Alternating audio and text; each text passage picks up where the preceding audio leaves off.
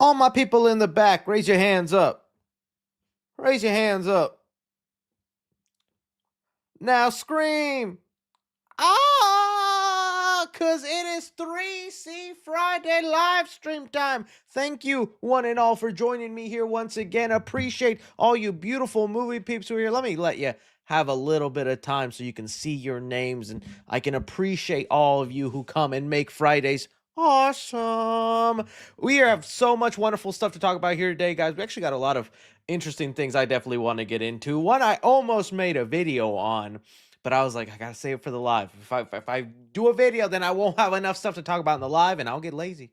And I'll lay on that couch. You think I haven't napped on that couch? Oh, the naps I've taken in that couch just, oh, so lazy. It's good. It's good naps. All right, let's talk about a couple of things. Some of the things we're going to be talking about here today, my guys, is the Michael Myers game has put out a 7-minute clip of gameplay footage. I am just now realizing that's probably going to be hard to watch given the copyrighted John Carpenter score, but we're going to power through and we're going to look at some of that stuff because it looks awesome to me. The Mario Galaxy movie, a week away, decided to spoil one of the biggest cameos for the film. Well, we got to dive into that and what that means for a possible Smash Bros. Movie. Yeah, your bro, I'm smashing him in Smash Bros. Starting early, Chris Evans confirms he's coming back for Secret Wars. All right, what does that mean for us? I saw little birdies on the Tweety sphere talking about Supergirl having another test screening. This would mark a 7th one. What is going on with this movie? We're going to talk about that. And I also saw some details going around for Spider-Man Brand New Day. There's an alternate trailer with like 2 seconds of footage. So you know I'm going to milk that for 30 minutes. Now, there's also details on Jean Grey. That's me milking. That's me milking spider content.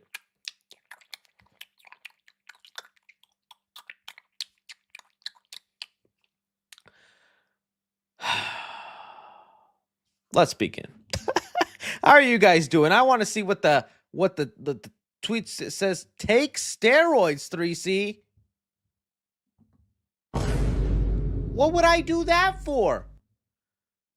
The problem is just taking steroids doesn't instantly give me a freaking Steve Rogers body. You still have to hit the gym and eat somewhat right. So the problem would be, I want to Google this. Steroids, but no working out body. Google, please don't get me banned off YouTube.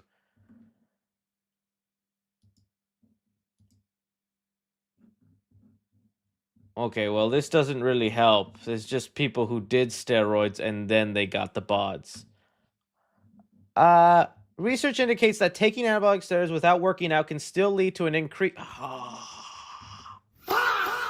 There's no excuse. I could still do it and gain muscle mass, sometimes exceeding the results of a natural lifter who even they're really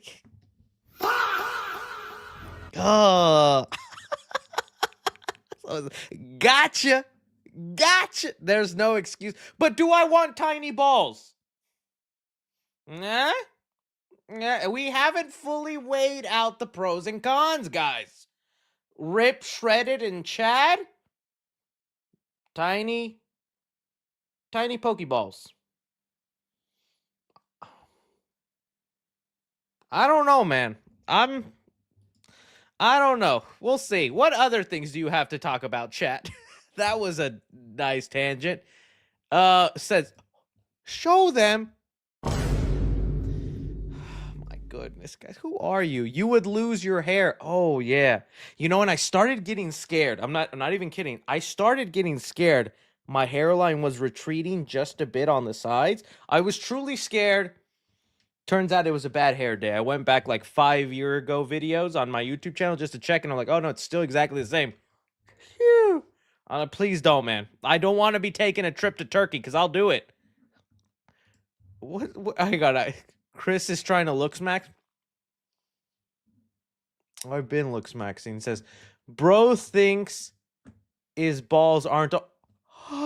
Is this roast Chris Day? Is this just get on and watch my favorite YouTuber and belittle him for 3 hours?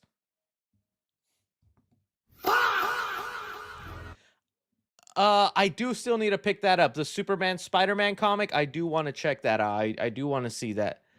Did you see the Tonight Show for tonight? The Mario's gonna be on the Tonight Show. That's cool. I keep an eye. I don't really watch late night anymore, man. Ever since they got rid of Conan on TBS, just don't feel the same for me. Chris is hairless, anyways. You'd be surprised, buddy. My bum crack, like Chewbacca's house.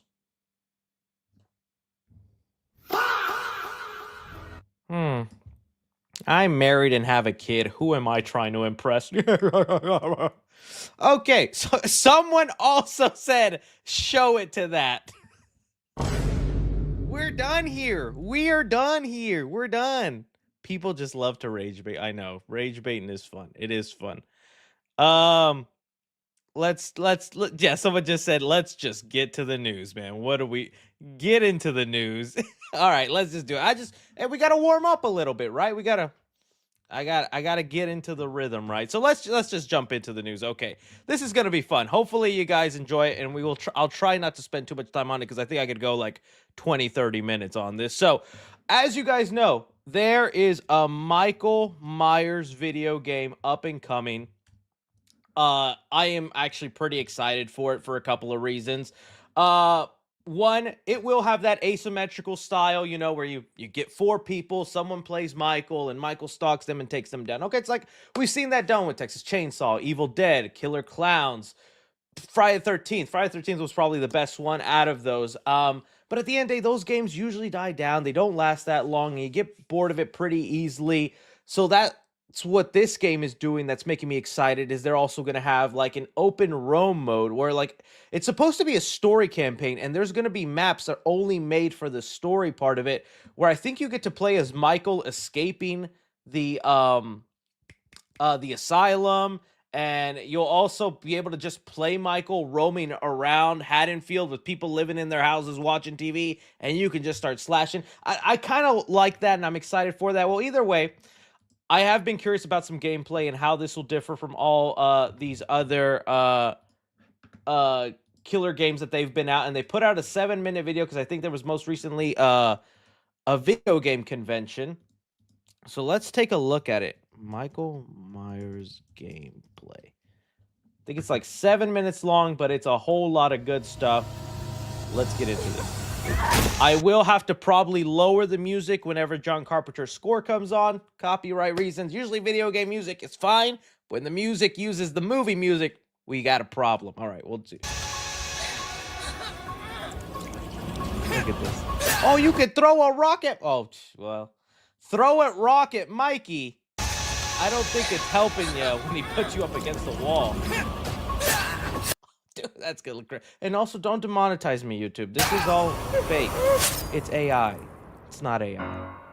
Multiplayer in Halloween is a 1v4 asymmetrical horror experience that will cast of civilian characters desperately attempt to save their neighbors and themselves from the omnipresent boogeyman, while Michael fixates on stalking and Sorry, gotta pause it for a bit. I like this though. slaying his targets. Halloween provides familiar elements fans Oh, who is that? fans of the genre know and love. Interesting, But we're fascinating. incredibly I want her excited to to live. pull back the curtain and unveil more details that demonstrate our commitment I like the way this guy runs. I've never seen a sideways run like that. That's actually pretty impressive. to delivering our most robust, dynamic, and terrifying Still not multiplayer crazy about offering yet. the shadow power. Michael Myers is a creeping, methodical killer, and on Halloween night, Haddonfield becomes his hunting ground. The boogeyman's primary desire is to eliminate every living resident in this quiet town, but he also begins each match with a list of special targets that Special targets. Okay, look. We're gonna get their names soon, okay? supply greater rewards if killed before time expires. Oh, so some of them are elite. They're the final people. They're the third act characters, and if you kill them early, you get extra bonus points. These unfortunate residents are positioned across various sites in the map, and Micheal players are empowered to use their nightmare suite of abilities to locate, terrorize, and ultimately execute their victims and anyone bold enough to interfere with their bloodthirsty ambitions. The end of Halloween Kills? Killer Sense allows players to step behind the mask and stalk the residents of Haddonfield. When using this skill and entering the first-person perspective, Micheal becomes aggressively aware of his surroundings and the proximity of potential prey. By focusing on targets with murderous intent, Micheal builds varying levels of stalk, which aid him in identifying. That's some crazy slow. That's gonna piss me off. I guess they had to do the shadow powers with how slow Micheal walks. And tracking targets, and open increasingly satisfying options for executions. Ooh, a fridge kill. An effective killer always keeps their victims unaware of their presence until those final fatal moments. I might speed it up a little bit. The brain rot to me. I hope that'll help with the music too. While historically Michael Myers isn't known for his speed, fundamental abilities like shape jump amplify the shape's mobility with hauntingly unpredictable results. In shape jump, Micheal slips into the shadows to move around environments unseen. Not only does this increase Michael's base movement speed, but it also provides access to other powerful traversal options, including shape dash, which sends Micheal lunging forward with violent momentum. Shape jump is confidently one of the most powerful tools at Michael's disposal, and supplies unlimited possibilities for iconic jump scare moments. Stay cool. However, that potency comes with a few major caveats. Our masked antagonist can only enter and exit shape jump while in the cover of darkness or outside a residence line. Okay, I like that. Okay, so you could only go into the shadow mode if there's no light. The boogeyman is afraid of light, is his nickname, and if someone is looking at you. So he's also like the ghost in Mario. Huh. Line of sight. The light may provide temporary reprieve for the— Dude, that's the perfect way to run from Micheal. She hacked the system. She's like, you can't go shadow mode if I walk backwards and stare at you the whole time. That's crazy. Can you imagine being Micheal? Turn around, bitch. Turn around. Don't look at me.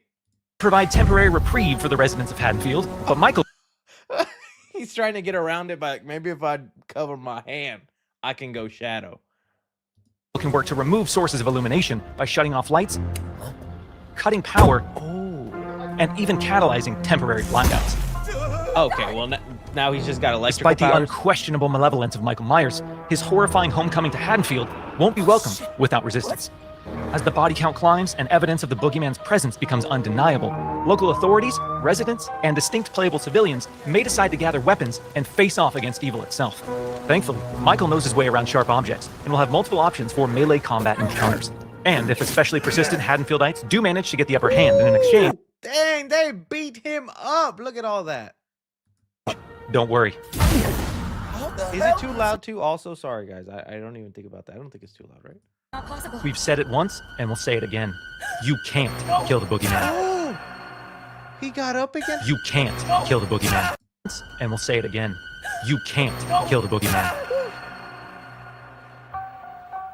Okay. While Michael swiftly endeavors to turn Haddonfield into a graveyard, a heroic group of civilian characters desperately attempts to save their neighbors and escape the boogeyman's bloodthirst.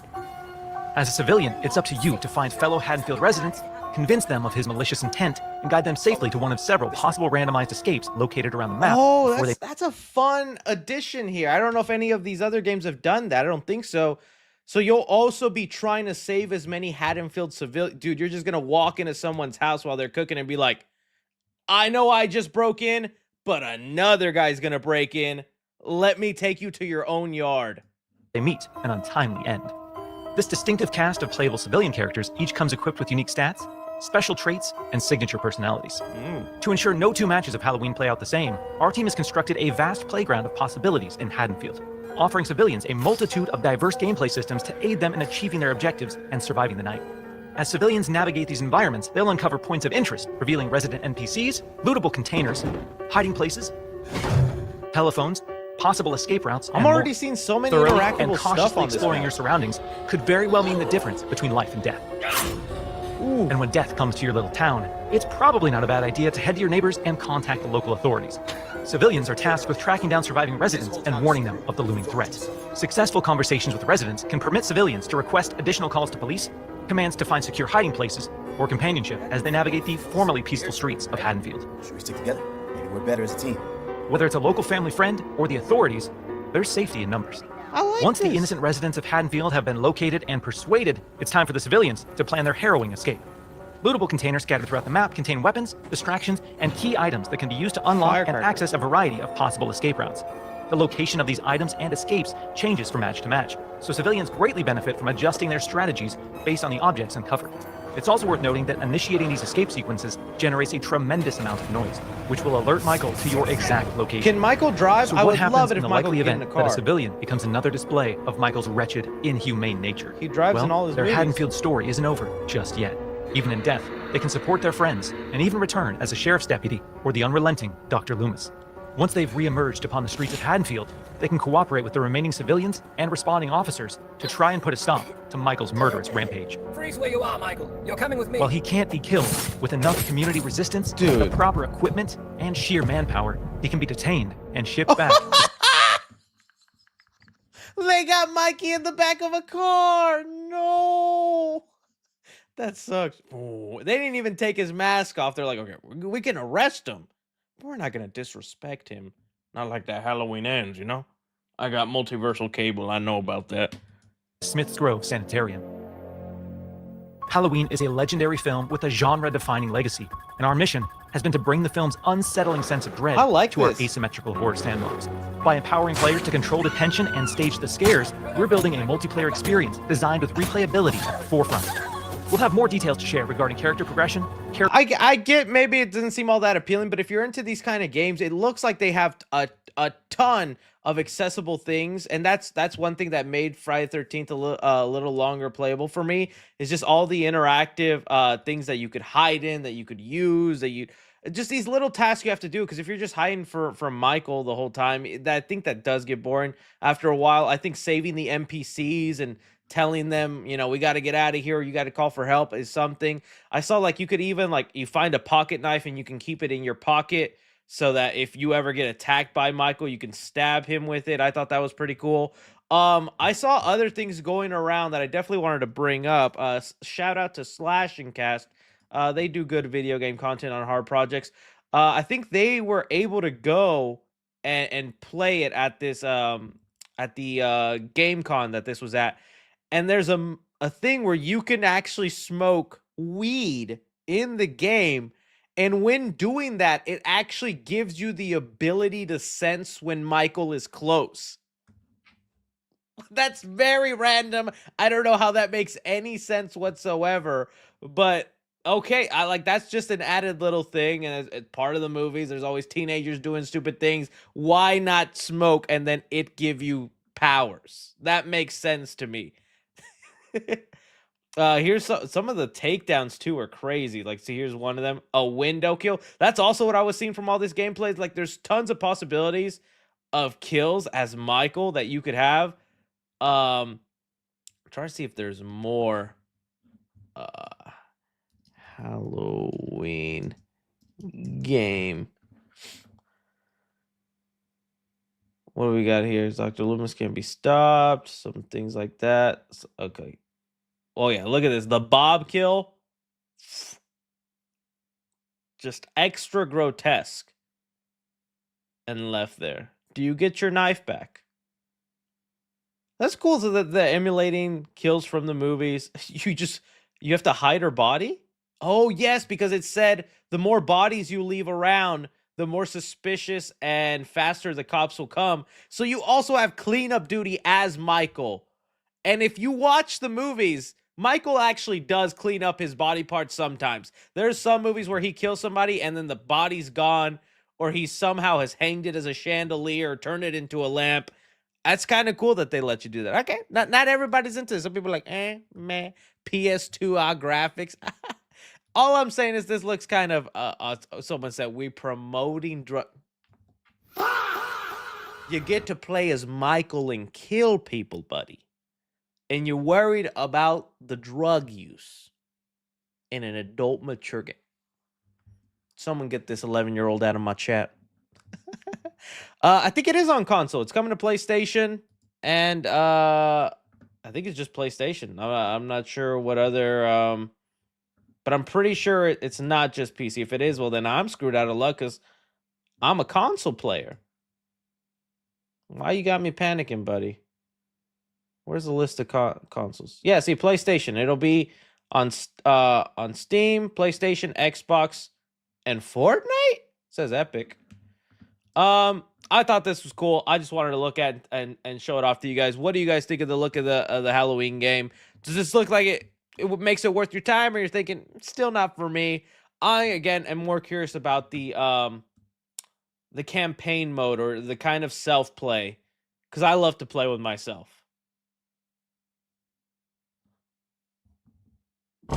Let's move on to the next topic.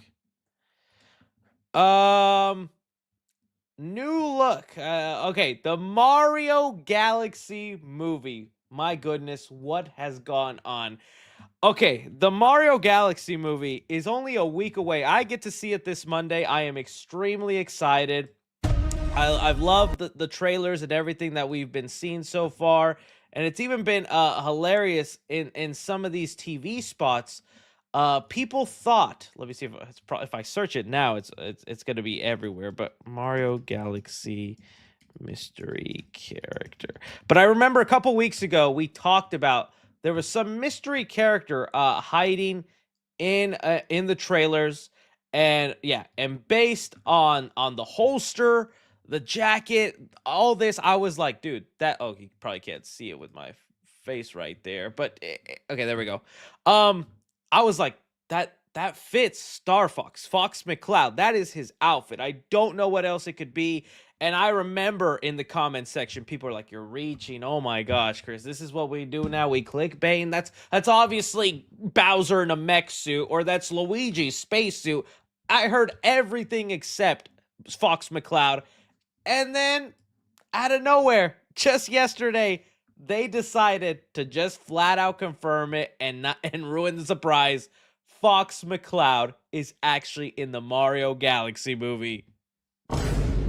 Okay, I am in disbelief. I wish they would have saved it, because although I was theorizing and speculating, I still wasn't 100% sure. You could go back to that video. I'm like, I think that's what it is. But I'm 50-50, guys. It could honestly be anything else. And yeah, I was like, it could be a random character in a spacesuit. It could be a million different things. I still wasn't 100% that it was Fox McCloud. So him popping up and me witnessing it in a Mario Galaxy movie still would have blown my mind and made me go, dude, they actually did it. But I guess maybe it wasn't supposed to be in this trailer, it started going around. There was also, I think, this international casting list that leaked out that had Fox McCloud listed. So Nintendo probably was like, all right, cat's out of the bag. Let's just get some marketing out of it. And I don't blame them. You look at this post, 32 million views, and this has now become the most liked Mario Galaxy poster. I saw someone bring up statistics. This had more likes than any of like the posters for the Stranger Things finale. And that was pretty big. But Mario's is bigger. Okay, couple of thoughts on this before we get into, because they also today just announced who the voice is. So immediately when I saw this, I was like, okay, well then it's happening. We are getting a Super Smash Bros. Movie. They are going to work their way to it. We are actually going to get this thing. And now it makes a lot of sense why they went from a Mario movie to a Mario Galaxy movie. Because as soon as Mario Galaxy got announced, the next thing on my mind was, okay, that's awesome. I loved Mario Galaxy on the Wii. I was playing it all the time. But what do you do now for the third movie? Because I thought the third film would be Mario Galaxy. I thought the second movie would be like Mario Land or Mario World, right? Or something like that. To do it in the second film, well then you blew it, buddy. What do you do for the third movie that's even bigger than that? You can't do Odyssey, Paper Mario, Sunshine. I love y'all. Galaxy is Galaxy, y'all, okay? That's above. That's above. So I was like, a Mario Party movie? Like, I guess that's something. You already kind of did Mario Kart in the first movie. it has to be a Smash Bros movie. But I'm like, there's so many IP issues and things going on and characters that can't be in there, like Pokemon characters probably can't be in there because that's held separately. And also, like, Link is about to get a live action movie. You can't have Link thrown in there. I guess they're gonna move forward with it either way. And I was bringing it up. Original Smash Bros roster. Let's look at the original Smash Bros roster because the Illumination and this Nintendo movie have been very great at paying homage to the games, bringing in characters that had like one video game appearances and making them in there. There's like a rat and a crocodile that was only in like one Mario game that will actually be in this Mario Galaxy movie. And so it's like, this is the original roster. Okay. I actually think all of these are doable characters. You already got Luigi, Mario, Donkey Kong. Link, unfortunately, I think we'll have to sit this one out because he's live action and with Sony right now. But Samus, we'll talk about that in a sec. Captain Falcon, let's do it. Ness, don't know nothing about that little white boy.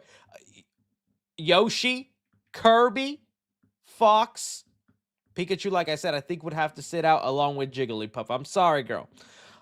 I think then you could actually make it work with all the characters we have so far.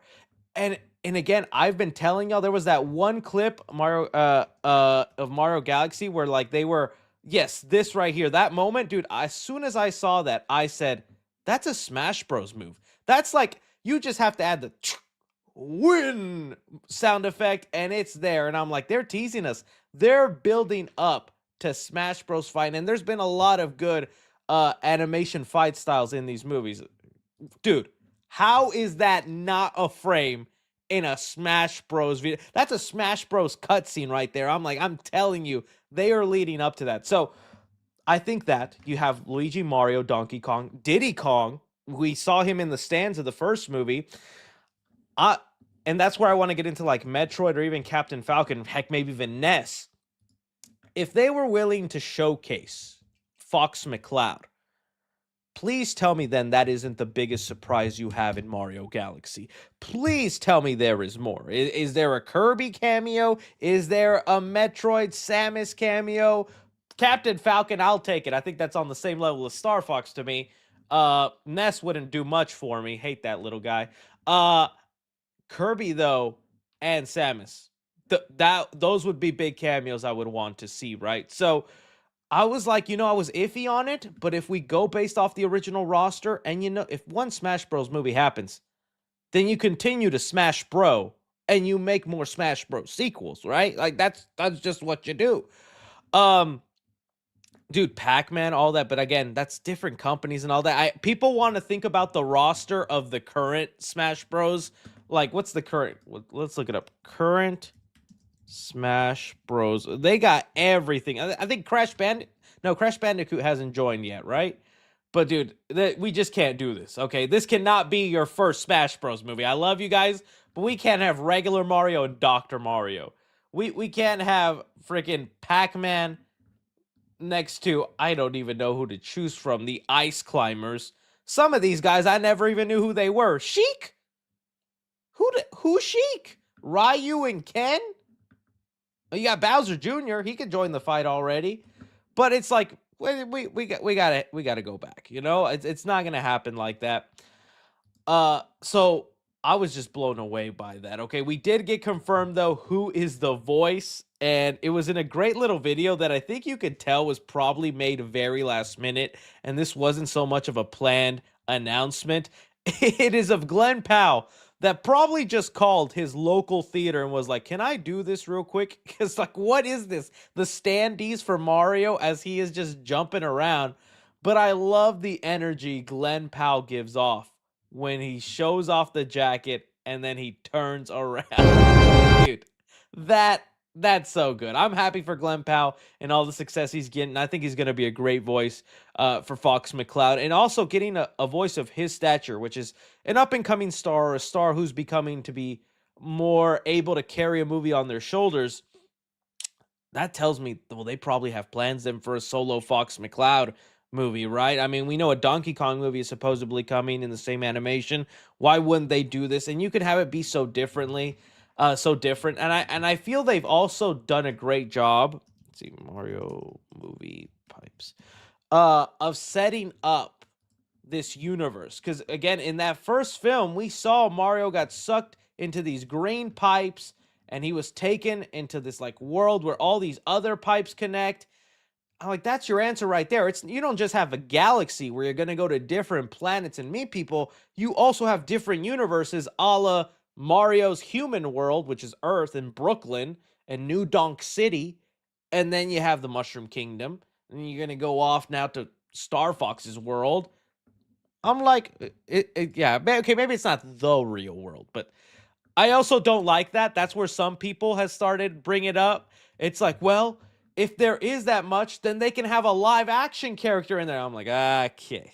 I do not. It was cool when Spider-Verse did a little cameo of like Donald Glover in Spider-Verse, but to have a genuine character the whole movie that was actually that would actually be live action in contrast to the animated, I don't think I'd love that. So don't be hitting me with, yeah, but they'll just make live action Link live action in the Mario Smash Bros movie. You finish your bowl of cereal and you go to bed, buddy, because your time here is done. If you're thinking that. That's not happening in my territory. So I love that they're doing this. Now, I've also seen some pushback, and fair enough. I'm not gonna say this is exactly what they should do. I still am waiting to see the Mario Galaxy movie. I don't think it'll be a situation. Some people were comparing it to the Scoob movie. I don't know if you guys remember Scoob, but I was not a big fan of it, and it was actually for the exact reasons that I'm getting hyped for the Mario Galaxy movie, is because this was a Hanna-Barbera cinematic universe in disguise, right? It had a whole bunch of characters within that world being shown off there that exists within Scooby-Doo. But to me, that's never been what Scooby-Doo is. That's never like an excitement. It's like, oh, I want to see Scooby meet Falco and Dogmutt or whatever that character's name is, and that dastardly guy with the mustache. Yeah, and then maybe he can meet the Jetsons and the Flints. That's never what Scooby-Doo has been. I've never wanted a multiverse or them crossovering over like that at all. This was a horrible decision for them. They should have just focused on a fun animated Scooby movie of them solving a mystery and having a good time. That cinematic universe attempt definitely killed Scoob for me, in my opinion. In the Galaxy movie, I'm willing to play it out. I don't think the whole movie is going to be treated as setup. I still very much think they're going to tell us a Mario Galaxy story. We got Bowser Jr., we got Rosalina, she's going to be a big character. And I think these are just the icing on top, the cherry on the cake, right? Because it's a galaxy. You're going to explore planets. Why not make some of those planets a home of familiar characters, include them in the story, especially if Bowser Jr. is having some sort of galactic event that he can cause damage to multiple planets. Why not? I think that organically fits into the story, and it gives us breadcrumbs for where they could go next. Now, this is also where I want to bring us back into reality and realize they might not be going the Smash Bros. Route, because very quickly, people also noticed, or I think it got reported, they might just be doing this not to set up a Smash Bros. Movie, but I believe it got reported, here it is, a new Star Fox game is actually in the works. This is what it's being reported here. Nintendo is planning a new Star Fox and a major Zelda remake this year, but no 3D Mario. And it does flash us back to whenever Donkey Kong in the Mario movie got revealed. He had a new design. He had a bit of a new look to him, and it kind of took some people back, and it made us go, okay, why? And then Donkey Kong Bonanza got announced. And it's like, oh, okay, well, they put Donkey Kong in there, not just because Mario premiered with a Donkey Kong, but also to help boost up the Bonanza sales, right? It looks like that could be the case here. Star Fox might not be the beginning of a Smash Bros. Movie. It could just be Nintendo finding cool synergy of like, hey, we throw Star Fox, we remind people this character exists. Other people who never knew about him can look into his history, why people like him, because that's probably happening. I'm not going to pretend like Fox McCloud was Mario level video game character. he was basically Sly the Fox for a lot of people, right? The PlayStation equivalent, but for Nintendo. He was a beloved character if you remember growing up with him, but it was only those who remember playing him that are like beloved to him. I don't think there's any 10, 12-year-olds on their Switches finding some sort of a Star Fox game and going crazy, right? And that's fine. That's not a disrespect to him.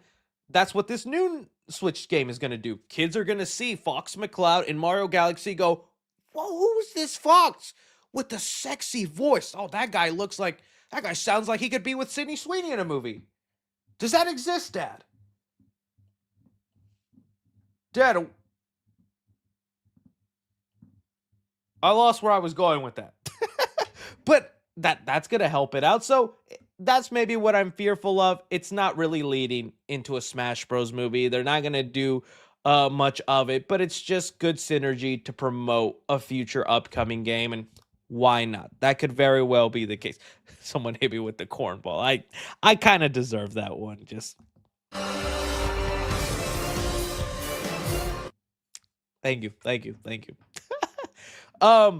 Bradley Cooper is Fox McCloud. Nobody. Glenn Powell is Fox McCloud.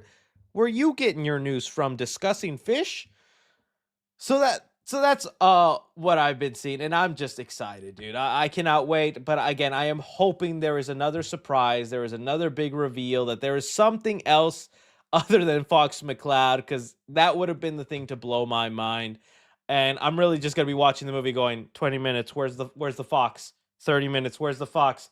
What does the fox say? Y'all remember that one? Nah? Ask your parents. They remember that one. I'm trying to think of anything else. Don't want to leave anything behind with this. So yeah, I'm still looking forward for Mario Galaxy. I thought it was interesting that they decided to reveal this. Hopefully there's more characters, but I leave it off to you now. Is it just synergy because they got a new game coming up and it's just a good way to advertise him and include him into a Galaxy movie?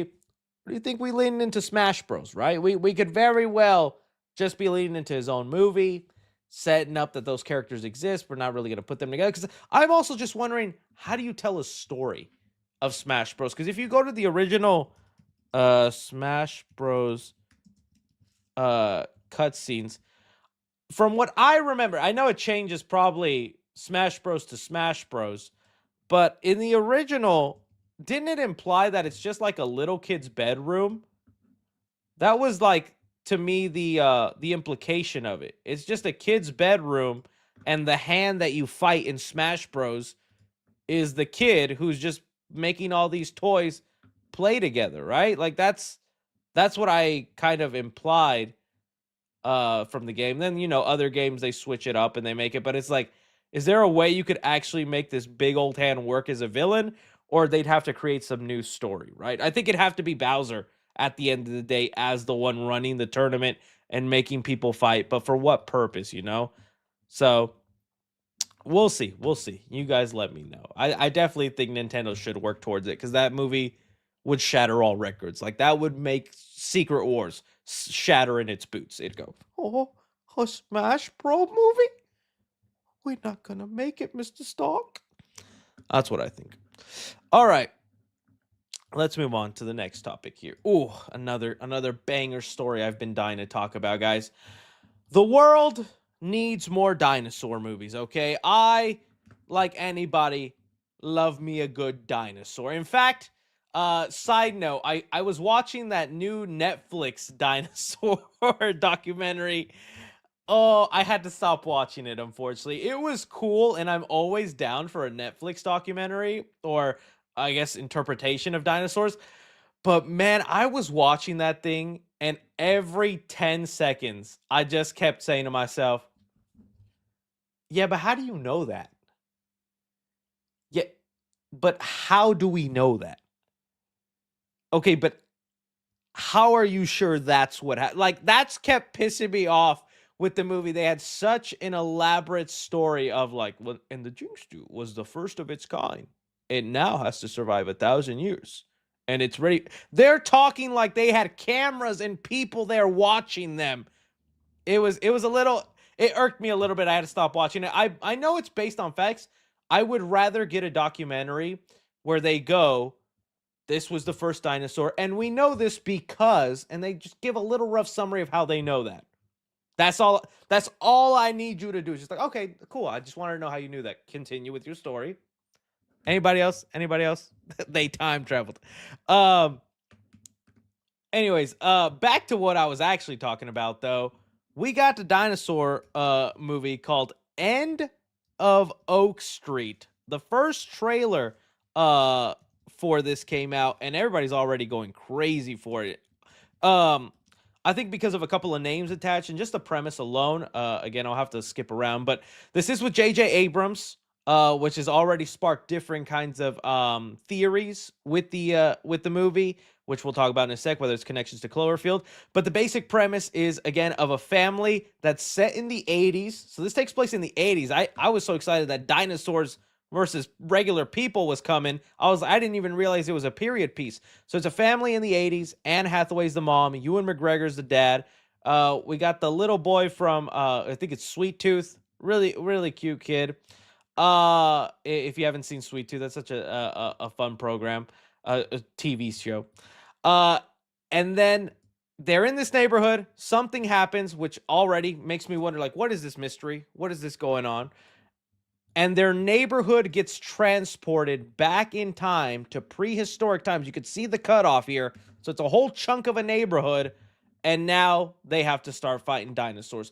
Great trailer. I know we get spoiled, and and when I say spoiled, I mean in terms of being given something we're not grateful for, not spoilers in terms of ruining the movie. But man, I just wanted to see a little bit more dino. I believe this is an Allosaurus, is what I saw the dino community saying.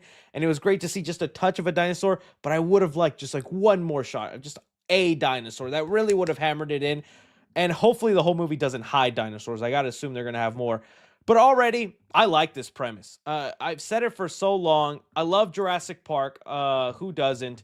But man, how do we not have 100 different type of Jurassic Park movies in terms of just a dinosaur blockbuster, right? We've had movies like 65 with Adam Driver. Let me tell you, if it was called 6-7, then it would have made a billy. Am I right, guys? Am I right? But that movie was a disappointment. I remember being so hyped for this. Like, it had such a cool premise of an astronaut goes up into space, lands on a planet where they have dinosaurs. And man, it was just so generic, so bland. Like, that's one of those movies that I'm like, I need you to remake it. I need you to redo it with a director that'll actually fulfill this premise to its creative vision and not just make it so bland, because that was such a cool plot, right? Then we had things like Primitive War. Admittedly, wasn't too hot on it. I'm glad some people went crazy over it. I think mainly because it was R-rated, so it was like a lot of bloody dino action. And for the budget, the dino effects were cool, and there was actually a lot of dino stuff. I just thought the writing with some of the characters and the plot was just so underwhelming. I couldn't get into it as much as other people, but I'm glad some people liked it. So now End of Oak Street is my next best hope, okay? I need to know, what is the thing that teleports them to another world? Is it like a crazy science neighbor? Do they have their own, like Rick from Rick and Morty, just like working in the lab that made a little cosmic bubble? Is it a random rift? Honestly, when it comes to just explaining how humans and dinosaurs can be in the same place to fight, I don't even need you to explain it. You could just say it just happened. There was just a random anomaly and it just happened. And I'll be like, good enough. Now show me a dinosaur eat a little kid. 10 out of 10, right? And that's going to be the exciting part, dude, because it's not just this family. You see an entire street of people here. Look at this. Look at them all panicking, going crazy. Well, maybe they're not even panicking. It looks like they're having like a barbecue, like a party, a block party. Oh, don't they know they're about to? That makes me excited, dude. One thing I did love about Jurassic World is we got to see a little bit, the first one, of like people getting eaten. You know, the guy with the martinis running away from the dinosaurs, and then the one assistant that didn't deserve to die getting swept away and drowned and then eaten up. I want to see a high body count. This movie's not going to be rated R. It's going to be PG-13. I think that sometimes is the shameful sweet spot with dinosaur, is because Jurassic Park has set the precedent. You make a fun dinosaur movie that people like, oh, you could make $1 billion.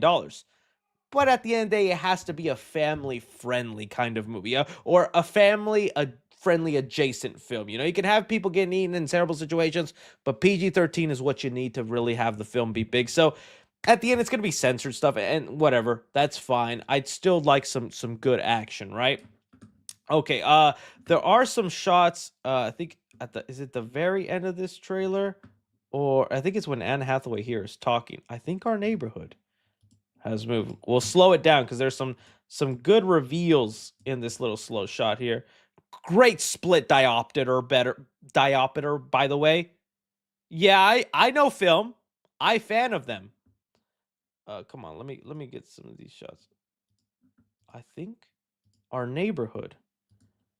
Get Patrick on the case. Where is it, man? There's like a whole bunch of shots of craziness that goes on. Oh, here it is. Also, dude, what happens to that dog? Rules in any movie now, you don't kill the dog. You can't, buddy, okay? I'm hoping that the dog somehow escaped the night before the neighborhood gets teleported, and after the neighborhood disappears, we cut back to a scene on Earth where the dog's just staring at a giant crater in the ground like, huh? Huh? What happened to my house? And then the dog jumps and he does die anyways. Subvert expectations, right? That's what you got to do. But come on, dude. You know there's going to be a scene of a dog barking at a velociraptor or something, and it's going to be peak. It's going to be that dog won't make it. Dog dying sadly. Stop. Don't say. I really hope not. I really hope he somehow survives. Now, this is also where I want to get into some other stuff before I get it, because there's so much to talk about before we speculate on, is this a secret Cloverfield movie? One thing I've learned when talking about dinosaur movies, the dinosaur community is serious, y'all. The dinosaur community do not play. You better not mispronounce no dinosaurs.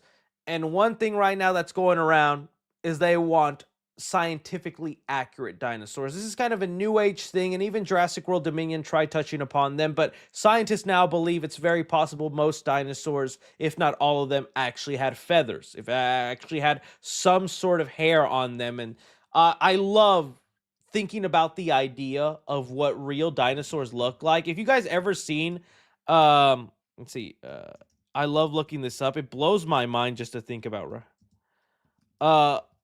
the way we interpret what dinosaurs look like could be so insanely off, because like something like this, look, this is the skull of a hippo. How aliens would reconstruct the animal using the tactics that we would use to recreate what we think a dinosaur looked like based off its skull, its features, its details, thinking everything is skin tight, what the animal actually looks like. Like, doesn't that kind of blow your mind a little bit? That it's like a T-Rex could look so, like, even this Redditor just having a little fun, it could very well just look like a giant blob of fat. Who says the skin is skin tight, that there isn't like with our ears are made of cartilage making horns or all these other things or crazy stuff like that? No, it's 3C is not high. 3C is trying to blow your mind. Get woke on dinosaurs, right? Like same thing here with a rabbit. There's another one. The skeleton, oh jeez. The skeleton of a rabbit. How science would recreate it based on the way we recreate dinosaurs. What a bunny actually looks like. Again, mind blown. Okay, so I bring this up to kind of put you in the perspective of some dinosaur fanatics and people who get really into dinosaurs and what they think about them, because some were extremely disappointed and like almost immediately turned on this movie because the dinosaur design just resembled something out of Jurassic Park. Sometimes it's rumored that with these dinosaur movies, they just take the models that Jurassic Park uses and then gives them different textures and colors and goes, all right, there's your new dinosaur. When they would want a lot more detail put in, a lot more thought. Why not go all out? You know, those dinosaurs are Jurassic Park dinosaurs. Give us your interpretation. Make them look a little wild. I think it's a double-edged sword with that because, yes, you would maybe get some props from the dino community. Dino community, unfortunately, is a little niche and smaller. then you make a dinosaur movie where the dinosaurs don't look like the most famous dinosaur movie, a la Jurassic Park, you're going to alienate some people and they're going to go, those are dinosaurs? That thing that looked like a fluffy bunny? I ain't watching that crap, man. I'm going to go watch Toy Story 5. So, it's cool. And I get it, and I understand why some dinosaur fans were like maybe getting upset that it's just going to look like Jurassic Park dinosaurs, but I think there'll still be some sort of differentiation. Maybe it's also how they act and all that could be it, because I saw there was even like the marketing on this is already so crazy. It's classic J.J. Abrams. His movies get marketed in such a fun way, but there's already like even a video game out. Oh, well, there was these photos where you get to see the neighborhood all torn down. You could see like a foot there, so it's like a photographer. We're walking on the street. You get to see the tail of a dino and living room all torn up. Dude, a house getting flooded and a dinosaur lurking about, having a little like Jaws-like sequence. Yeah, please. Again, just a whole house destroyed. I'm trying to bring up the game. There was a game going on. If you go, I think it's on TikTok, but they already have a game. There we go. This is a game for the movie. I think it's on Instagram too, but yeah, there's a dinosaur taking a piss. Street. Right there. Apologies, I don't know all the dinosaur names, but I'm like, this thing's got feathers. It's got some hairy look to it. That feels so specific that I feel like that has to happen in the movie. The family looks out the window and just sees a dinosaur taking a piss on the lawn like if it were a dog. Oh, yeah. Palasiosaurus. Thank you. Palasiosaurus. I knew that. But it's like, dude, this trailer just came out and you already have a little mini game you can play. There was even whatchamacallit, like, let's see if I can find it. They started posting things for sale, like if the neighborhood was selling items. So it's like a table that was cut in half, $30 or something like that. I'm trying to see if I can find the exact posting.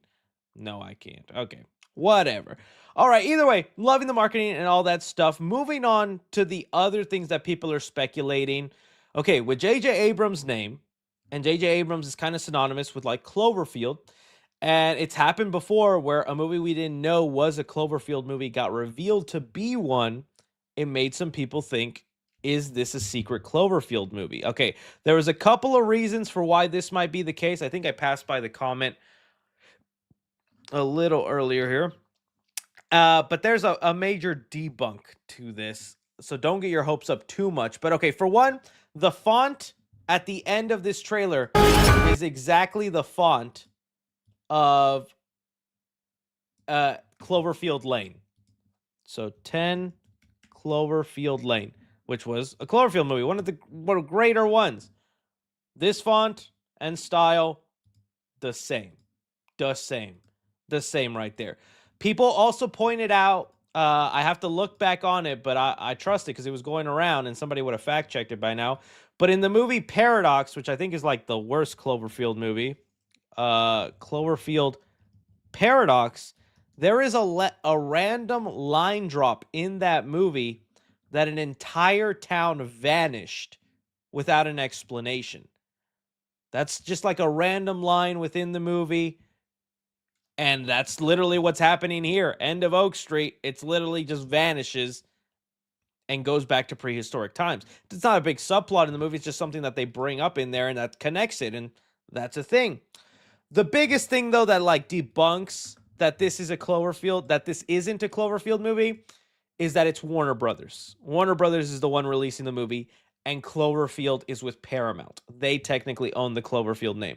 So I don't think it'll ever be directly one. It'll probably be that case where, like, you know how people say Inception and Titanic are the same movie because, I don't know, Leo's character washes up on a beach in Inception? Oh, get out of here.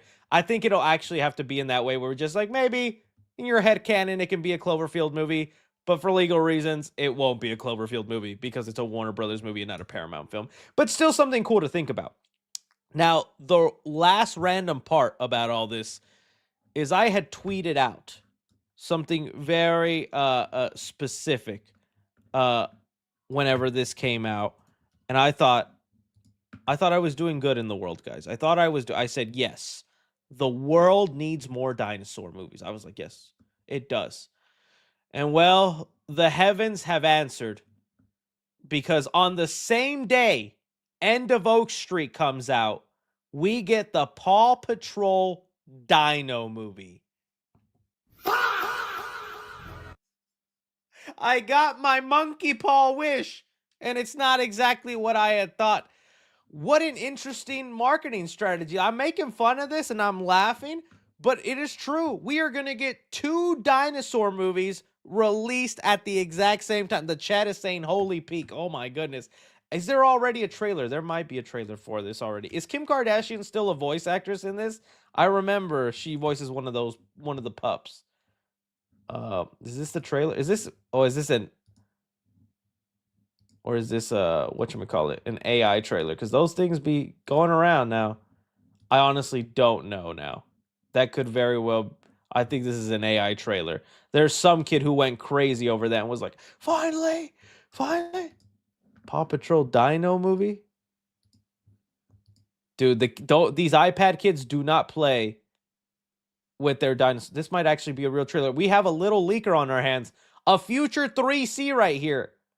Unfortunately, I don't know if this is actually AI. Okay, it's real. That's an actual photo for that we just saw. Dude, this little kid with his iPad is single-handedly tearing down the Paw Patrol. There is some 4-year-old where this is their Spider-Man No Way Home, and they're watching this going, oh, he leaked it. You're gonna get sued, buddy.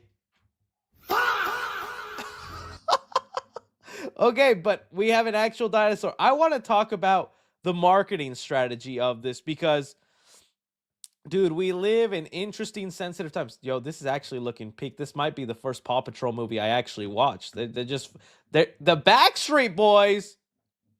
The Backstreet Boys. What 4-year-old is going, oh, Backstreet Boys? That's for your mama, dude. That's for your mama. That's not for you. That's so your mama isn't bored through the Dino Paw Patrol movie and she's hearing, Backstreet's back. All right. What you know about this, Jamont? Yes, we have a unique name, Jamont. I named you after my movie Jumanji. I love that thing. I was trying to think of like those unique kid names they give now, like Ivory or Skylar. Okay, but back to what I was saying. We live in interesting times, dude. On TikTok, the weekend hoppers came out. I saw like 2 or 3,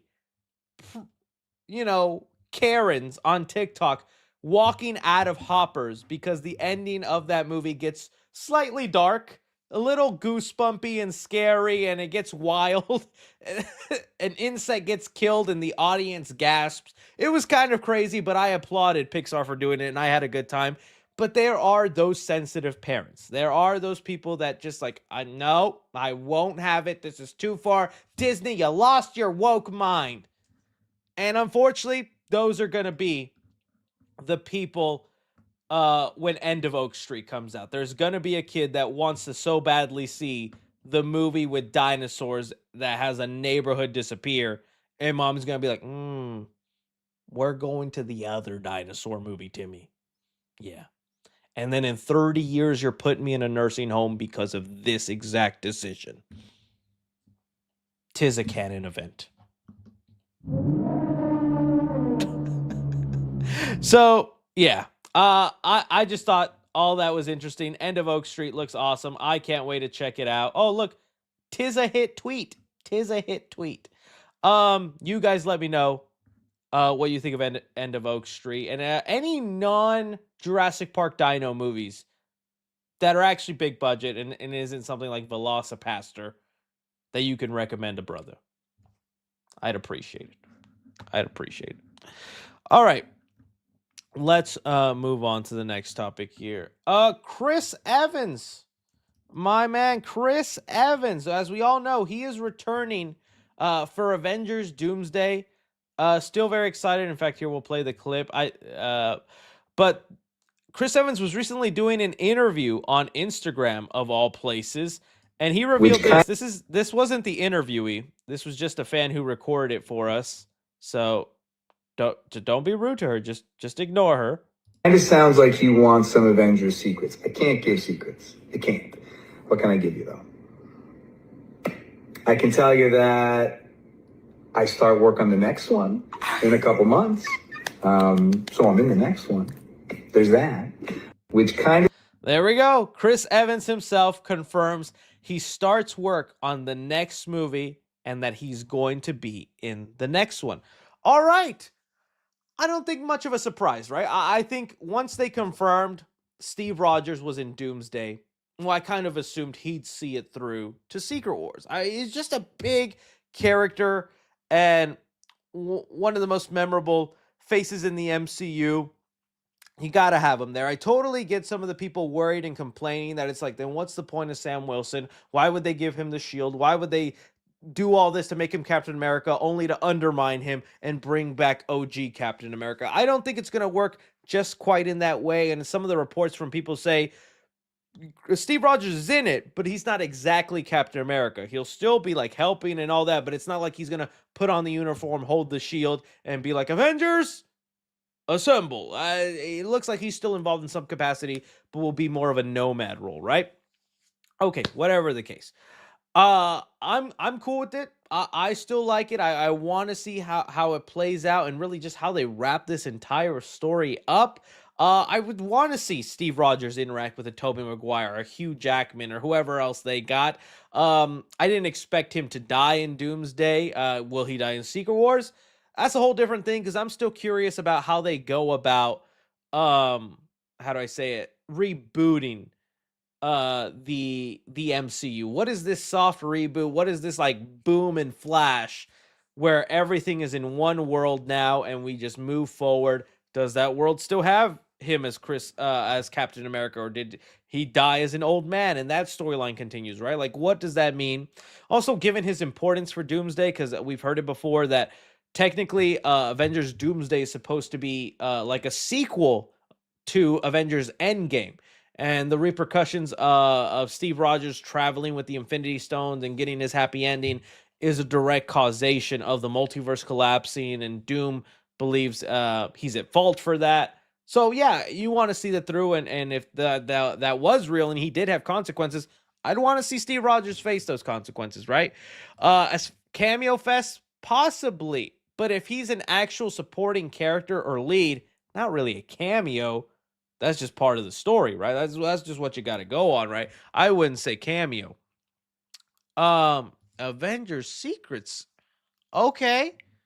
All right. That's one way to go with it. Juan Edits, thank you so much, buddy. Appreciate you being here. So yeah, I also just wonder then, do we have Robert Downey Jr. come back as Iron Man yet? Will he also just still be Doctor Doom?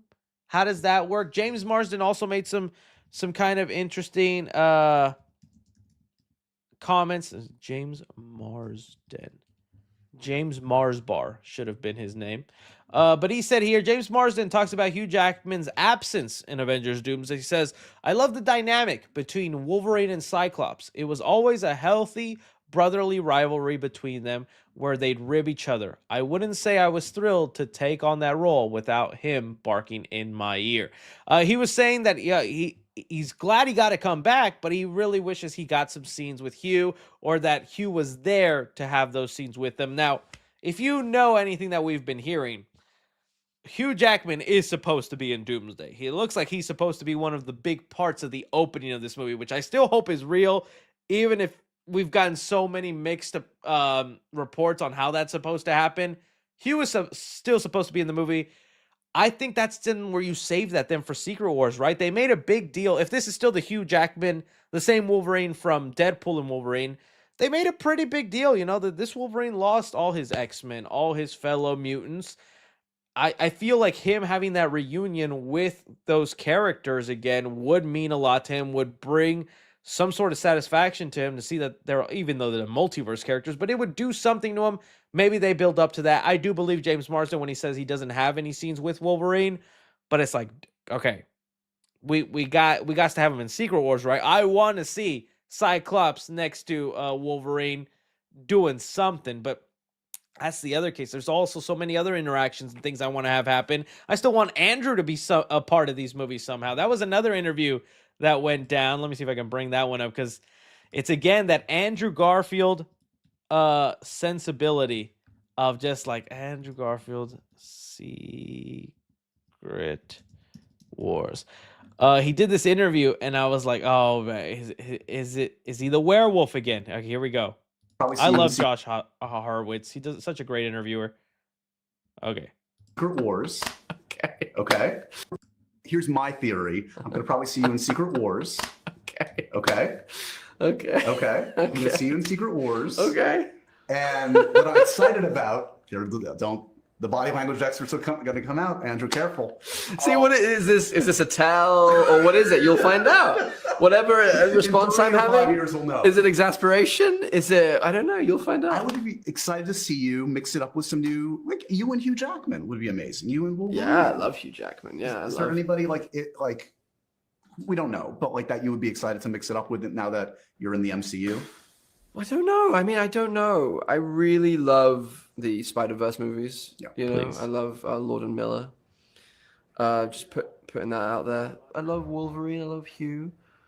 You know, Tom Hardy's obviously a really formidable actor, and what he's done with Venom is super fun. And I'll disagree with you there. You're open to all. I'm up for a good time.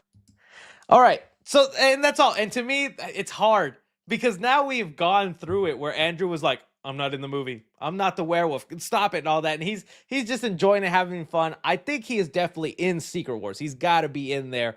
It's interesting the projects or the people he would like to interact with. You know, he mentions the Spider-Verse movies. The Spider-Verse movies did have like cameos or I guess film clips from the Andrew Garfield, also the Tobey movies.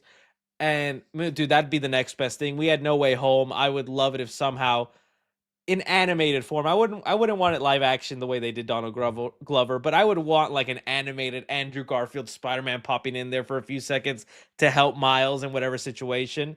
He said Hugh Jackman. Now the other person he said Tom Hardy Venom. I don't even know if that's him so much as he's probably just heard endlessly how bad people wanted Tom Hardy's Venom to be in the Amazing Spider-Man universe because it feels like that's the one that most fits with the style and tone out of all the other Spider-Man characters. And although I'm not a big fan of the Venom movies, I would have just liked to have seen it just to have had it happen. We also got to talk about there's this joke they got to complete in No Way Home. Andrew literally says, oh, I want to fight an alien. I wish I fought an alien. Russo brothers have always been great about calling back jokes like that, getting back to things like that. Having him in Secret Wars and having him punch an alien and then yelling at Tom from across the planet going, I finally fought an alien. Dude, that's clap-worthy moment, right? So we'll see. A lot of interesting things, a lot of characters that might not be in there. Throwing it off to you guys. What do you think of Chris Evans, of Hugh Jackman, James Marsden, and this Andrew Garfield stuff? Would love to hear it down below. Let's move on. Okay, Supergirl. Some kind of maybe troubling news, or maybe not troubling, right? James Gunn has been hard at work with Supergirl. I think that's been his main focus, and James Gunn has been kind of quiet on the interwebs. But today a tweet from a mutual of mine, Cryptic HD, who's been a reliable scooper and is an insider. He said, a film having this much test screenings really turns me off. Because why are we on the 6th, 7th test screening if it's said to be so amazing? Whatever. I'm the hater. And very quickly, people then realized he was talking about Supergirl. That Supergirl is now on its 6th to 7th test screening. And I did actually a little bit of research, and you could do your own research too. I was like, okay, well, how how many test screenings happen for an average movie? I looked it up. I did research on it. For the average blockbuster, a healthy amount of test screenings is between 3 and 4.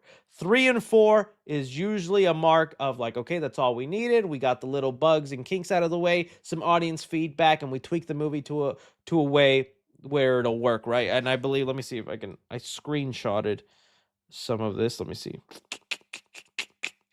Because I found articles where they were giving examples of movies that had too many test screenings um, that were there. So that said movies like World War Z and Justice League, which I'm assuming the Joss Whedon Justice League, were known to have over 10 test screenings. And those movies, some people like World War Z, but I remember there was a lot of production issues with that. We know Justice League went through a lot of behind the scene issues, but those were movies that eventually ended up getting kind of a poor reception and had issues. It said most good movies only have 1 or 2 test screenings, right? Okay, so now we're on the 6th or 7th one for Supergirl. This doesn't necessarily worry me or make me lose my mind. Like, I'm seeing some people are already running with it and are going crazy and are seeing like, I told you, James Gunn screwed as soon as Paramount takes Warner Brothers out of there, white haired boy. I don't think that's the case. I do think James Gunn, in a sort of way, is a perfectionist to maybe a fault. I think he probably does have a decent or a good Supergirl movie. I truly believe that. I believe the movie, probably from the second, third test screening, was already a good film. But I think James Gunn knows he's unfortunately got more to prove, and he has more excitement to build with the DCU, that just a good movie is not going to cut it. And if we can do as much as we can to turn this just good movie into excellent, into word of mouth crazy buzz, that is what we want to aim for. So why wouldn't we do that? I don't think this is delaying the movie at all. I still think it's definitely coming out on time and meeting its mark. But it definitely does seem like James wants to do as much tweaking as he can to get it exactly right and make sure it gets people excited. Because I think Supergirl, if it was bad, let's say it was bad, well, that's directly going to affect Man of Tomorrow. Because I fully believe Millie Alcock as Supergirl is a character in Man of Tomorrow. You're going to market her as part of that movie, along with other characters, which same with Jon Stewart Green Lantern. If that Green Lantern show sucks, well, now you have 2 baggages. You have the baggage of Supergirl that didn't do good, and then Green Lantern show didn't do good, and now you got to show a trailer with these characters in your movie. James, it's riding a lot there. So I mainly brought this up just because I saw a lot of panic. I saw a lot of people kind of go crazy over it. But to me, it's more of a sign that James just wants this movie to get it done right, to get it good. Because every time we hear about a test screening, even from other scoopers, they say it gets good ratings. But again, I'm thinking he wants them through the roof. He wants them bumping. He doesn't just want them to be, it was good. He wants it to be, whoa, Supergirl was great. But I throw it off to you guys. Test screenings are never a true mark. It's always just here and there hearsay. But having multiple and knowing about it and having different people mention it, what do you think it is? What do you think is the reason that maybe they're just doing so many? Is it because it's actually bad? Is it to perfect it? You guys let me know. All right. Let's talk about Spider-Man. Oh my goodness. Spider-Man Brand New Day. All right. So where to even begin with this? So yeah, there was an alternate trailer for the movie, which here we go. This is all the extra footage. Literally, this was the only extra footage. Someone found an alternate trailer where this was the only new shot. But hey, well, if you see here, guys, I think Doctor Doom is driving the truck. Let's speculate on it for 20 minutes. But people are going crazy for that. But the other thing that people were talking about is there's some new details about Sadie Sink and the way Jean Grey is going to be portrayed. Again, it looks like it's just pretty much confirmation, guys. It looks like this is just the route they're going with, and we got to see how Marvel displays it and works it out. Some people are still very much in denial, even with this report going around. I saw some people go, fine, she's Jean Grey, all right. You guys got it. I still think it's very weird, but I'm willing to see how Jean Grey is actually used in this. And the thing that they're saying here, Jean Grey, is about how her powers are going to work in the film here. So let me see. I think it was Cryptic. Yeah, it was Cryptic HD who said it. So let me get his as the source, because we were just using Cryptic HD. Okay, here we go. So here he says, Jean gets the first steps Sue treatment, meaning the way her powers look, in the sense that, oh, jeez, her powers have some new visual flair to them. More VFX are involved, and it's said to resemble her X-97 counterpart. And here he even photoshopped up some examples. Like, this is believed to be Sadie Sink in what I think is Peter Parker's apartment, doing some sort of mind treatment. And just like in the X-Men show, where they have like a visual look to the way Jean's powers work, she is also going to have a visual representation of them. He's saying it could be blue, it could be pink, depending on how they go, because in the comics, it has gone both ways. In the show, it has gone both ways. So, okay. Again, he brought up the comparison for Invisible Girl because of the flair brought to her power and the way that looks. I don't mind this. I like it. I think it could work. This also brings us into something that was floating around with the Spider-Man Brand New Day trailer that, makes me feel a little guilty. Admittedly, makes me feel a little guilty. But there was things. What's this? Jake Johnson rules. He's begun voice. Okay, good. Well, give me that movie already, buddy. Give me that movie. There was a VFX worker who worked on the Spider-Man trailer who came out and said that they had to like grind after that other trailer leaked online. And let's see here, Spider-Man VFX. I gotta find the exact article of it. That once the thing leaked online, it says here, says after a VFX supervisor working on Spider-Man Brand New Day says that the trailer went under a lot of visual changes after the initial trailer leak. Barely nothing could be reused. These shots were worked mostly from scratch for this new trailer. A lot of things had to change since then. Basically, he was talking about they were overworked, and it's the unfortunate case because of this person who leaked the trailer, and doesn't help. People like me also talked about it and made videos. I'm just excited, man. I'm sorry. But Sony didn't want to just complete that trailer that was already in the works, which had visual effects being done and worked on it, because that was going to be the trailer released to the public. But because that ended up getting released, they scrapped that version and they worked on an entirely new version so that you have something new for the audience to showcase, because I guess they think it could hurt their viewership or hurt the numbers, because it's like, I already seen this kind of leaked trailer. Give me something new. So they ended up working with a lot more footage. Yeah, seriously, it was this, Chris, it's all your fault. And so to me, it does suck for the VFX workers, but I think that should also maybe put some people at ease on the trailer, because I know a lot of people looked at it and said, why does it not look ready? Why does it look a little like iffy? The VFX look rough, or some things look too CGI. This scene looks AI.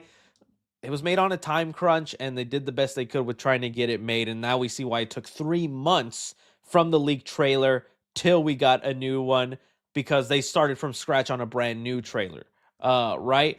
And so that then has led people to look again at the Spider-Man Brand New Day trailer and realize a lot of probably what we're seeing is not going to look exact in the final cut version. So like this moment here, where if this is actually Jean Grey using her abilities to jump, then we'll probably see some sort of VFX added on top, and this is kind of like the blank look of it. So here, it's going to this mine, goes to that mine, and then it's about to go above to the other soldier. This all might have some sort of visual flair added on top, whether it's that blue or that pink, and it could resemble a lot of like, kind of like the Sue Storm powers or something like this, like the actual cartoon. And it's just something to keep in mind. It's going to look very different. Things are going to probably be a lot more filled in, but also honestly, and again, I'm not trying to pass the blame off on me, But even from the beginning, Sony was on a time crunch themselves, and they put their VFX workers in this situation because of how quickly they put this Spider-Man movie together. Don't forget, this movie only just finished filming like last October, right? Last November. This movie, like, was well into being worked late last year. And then they're like, all right, we got 7 months to get this movie ready to be released. That is a very tough crunch already on the VFX. That doesn't allow for much incidents like trailers leaking or situations like that leaking. So it was already Sony and themselves putting their employees like that, and it does suck. See, like that was 4 months ago. They just finished filming. And think about something like Avengers Doomsday, where they have finished filming a lot of their stuff. There's going to be reshoots and whatnot, but most of their stuff has been done at the same time Spider-Man Brand New Day, and now they have an entire 12-month span. You know, it stings to think about, and it sucks the strain these workers are put under, but it is something to think about. What is this? Sorry, I see Toby and I gotta stop. Look closely at Toby Maguire's. But either way, I thought it was cool just hearing. Maybe that puts at ease some people that were worrying about the trailer, hearing about the Jean Grey abilities. All right. Again, I'm just still more worried about the connection, how she's going to be used, how this builds us into the X-Men world, how all these other storylines connect and come together. I want to know it all, but I throw it off to you guys. You see, that's how Jean Grey powers are going to be used. The VFX people, what do you make of it all? Love to know your thoughts. All right, my honeybees, that was the final topic we've had. Let me see. Sorry, I got text messages of brewing. I had a text message last time and people thought it was my smoke detector, and I said, "What? Do you know my tax bracket? Come on now.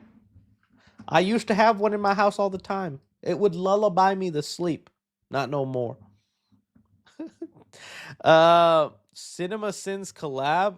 I haven't watched Cinema Sins in a while. I used to watch them a lot though. I used to. Time for some reels. I ain't doing reels. The reels days are over. They're done. Someone said tax bracket is crazy. I'm just joking. I missed the entire Spider-Man. Well, it'll be on the Clips channel, buddy. Look forward to it mañana. I'll do a quick Reddit, and then we're taking your viewer-submitted questions.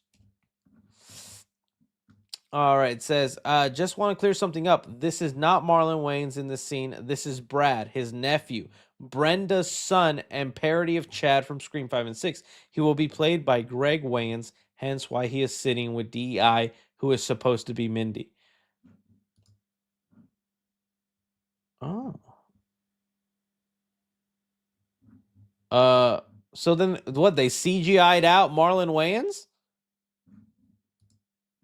How's that work?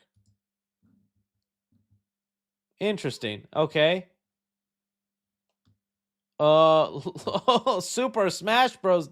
Donkey Kong and Luigi got it on. Oh, Mamma Mia. Let me show you my haunted mansion. Haboo. Oh, dude, yes. Hercules coming to Fortnite. I think they're going to come up tonight, right? I got to buy those skins. I'm buying Hercule and Meg. And then you won't see me for a week. Chris making Shrek face. Oh, dude, that's pretty. That's a lore accurate Shrek face. Somebody needs. Was that like on this stream? When was this? I need somebody to Photoshop me green and give me Shrek ears. That's a pretty good. Oh, asking you shall receive. Donkey, you're gonna do what to that dragon? I don't want to see that swamp. Hello Kitty movie, the Pinkman, yeah, that's another person they got in there. We running away. That's how I'm running from Michael. Oh, what is this? It's just on my phone.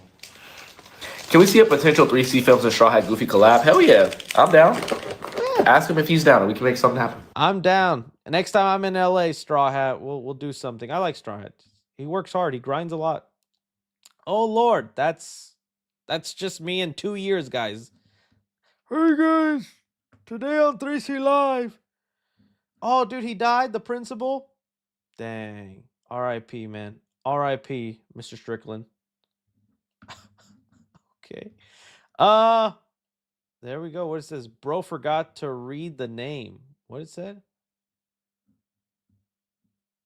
Black slippery. Hey, I'm sorry, man. I can't keep track. I admittedly just read the comment. I didn't see all the swastikas and that crazy name. My bad. I will find it and I will delete it right now. What kind of dude? People are crazy, man. People are crazy. Let me see if I can find it. Oh, he changed his name. His name is now Waka Faka. Is that even worse? He changed his name. Does that mean I can leave the comment? He's right there.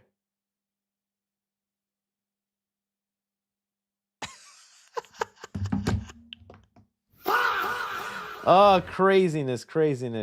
Someone said that looked like Millie Bobby Brown. All right, we got it. Oh yeah, I saw the new poster. It was good. I like it. I still wish they did the movie theater poster.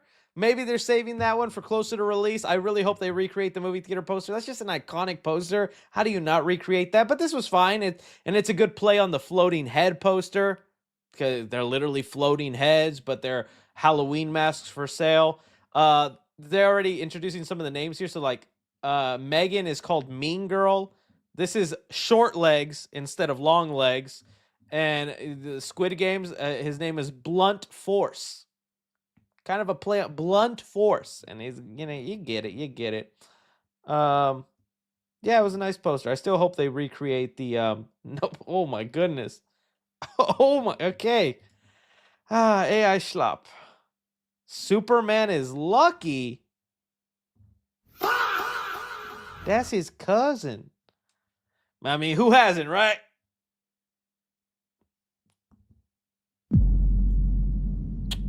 Just kidding. All right, we're moving on and we're getting to your questions. All right, let's do it here. All right. DC does a Doomsday style movie where they bring every DC property from Superman 1978, Aquaman 2. Who do you think would be the anchor being for DC? It'd have to be Henry Cavill, right? To me, the anchor being is the starter of the universe, if not the most popular. And while you could say Batman didn't even get his own movie, which was a shame in the Snyder world. It'd have to be but you're all the way back from sorry, I was thinking just from Man of Steel, but all the way back, well then Christopher Reeve. Okay, then we can include Batman. He is the most popular. Would I say Michael Keaton? Michael Keaton Batman is the anchor being. Between him or Christopher Reeve, but that's out of respect to the OG. Some would say Christian Bale. I'm going to go Michael Keaton Batman. Elevator Pitch, a jukebox musical black comedy slasher titled Soundtrack, coming from Robert Zemeckis, Steven Spielberg, Jason Blum, and James Wan. Sure, buddy. And while you're at it, Ben 10, directed by Matt Reeves, starring me as Gwen. Ben, you can't do that. By the way, look at my red hair. I got the role. Chris Live, while it's my birthday today, love you, Papa. Oh, okay. It's my birthday. Happy birthday, Karate Kick. Nirvana the band, the movie is now on digital, so when you get some free time, watch it. I have 3 copies of this movie. I do want to see. I want to get I want to know the hype. Now that it's on digital, I actually will make it a priority. I might even watch it tonight. Yes, I got to get the hype with this. What kids movie you think has parts too scary for kids? For me, I say Finding Nemo. I do think for some it will be like that third act of Hoppers, just goes in wild places, but I think it's fun. Other kids movies that maybe I don't know. It's not necessarily scary, dude, but that Lion King scene when he loses the dad, like that's just unfair, buddy. That like, what were you doing, Disney? You were trying to pull some heartstrings there. Dude, the Tarzan death scene, yes. I mean, that traumatized me. I almost lost my own life thanks to that scene. Coraline, yeah. Although I think it already leans itself into the horror. It's more like a movie that you're like, oh, this is fun, family friendly. Holy crap, that guy just got hung by a vine. By a guy with no underwear. Just free balling it in the jungle with a couple of monkeys. Disney, what were you on? Can you imagine the smell?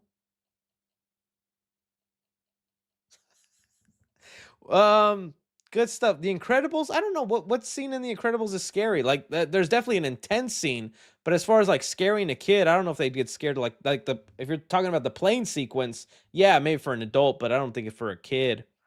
Um yeah, that'd be for me. How do you do a Smash Bros movie?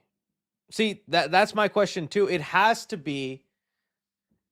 can't be the hand. As much as I love the hand, and if they could figure out how to include it in there somehow, sure, as an Easter egg, but you have to have an actual human controlling the games. And if it's not Bowser, then who is it and why? Why would they agree to fight each other? For what purpose? What prize? What gift? Unless maybe somebody is like captured and held captive from every place. So like let's say Peach gets captured, Mario has to fight if he wants Peach free. Star Fox goes because they capture someone of his family. Donkey Kong goes because they capture Diddy Kong, so he has to fight. Like I don't know, something like that. But I definitely think you include the symbol, you put it like on a mailing letter, and you send it out and be like, you've been invited to smash me, bro. Excuse me. But I don't know who you actually make the villain. I can't think of anybody. My Time to Shine Hello sub says, everyone that dies in Doomsday will be revived in Secret Wars by Doom, and apparently Sentry will stop an incursion with his bare hands. Dang. Now I want to see that. I'd buy that for $1. I can't wait to see all that go down if that's true.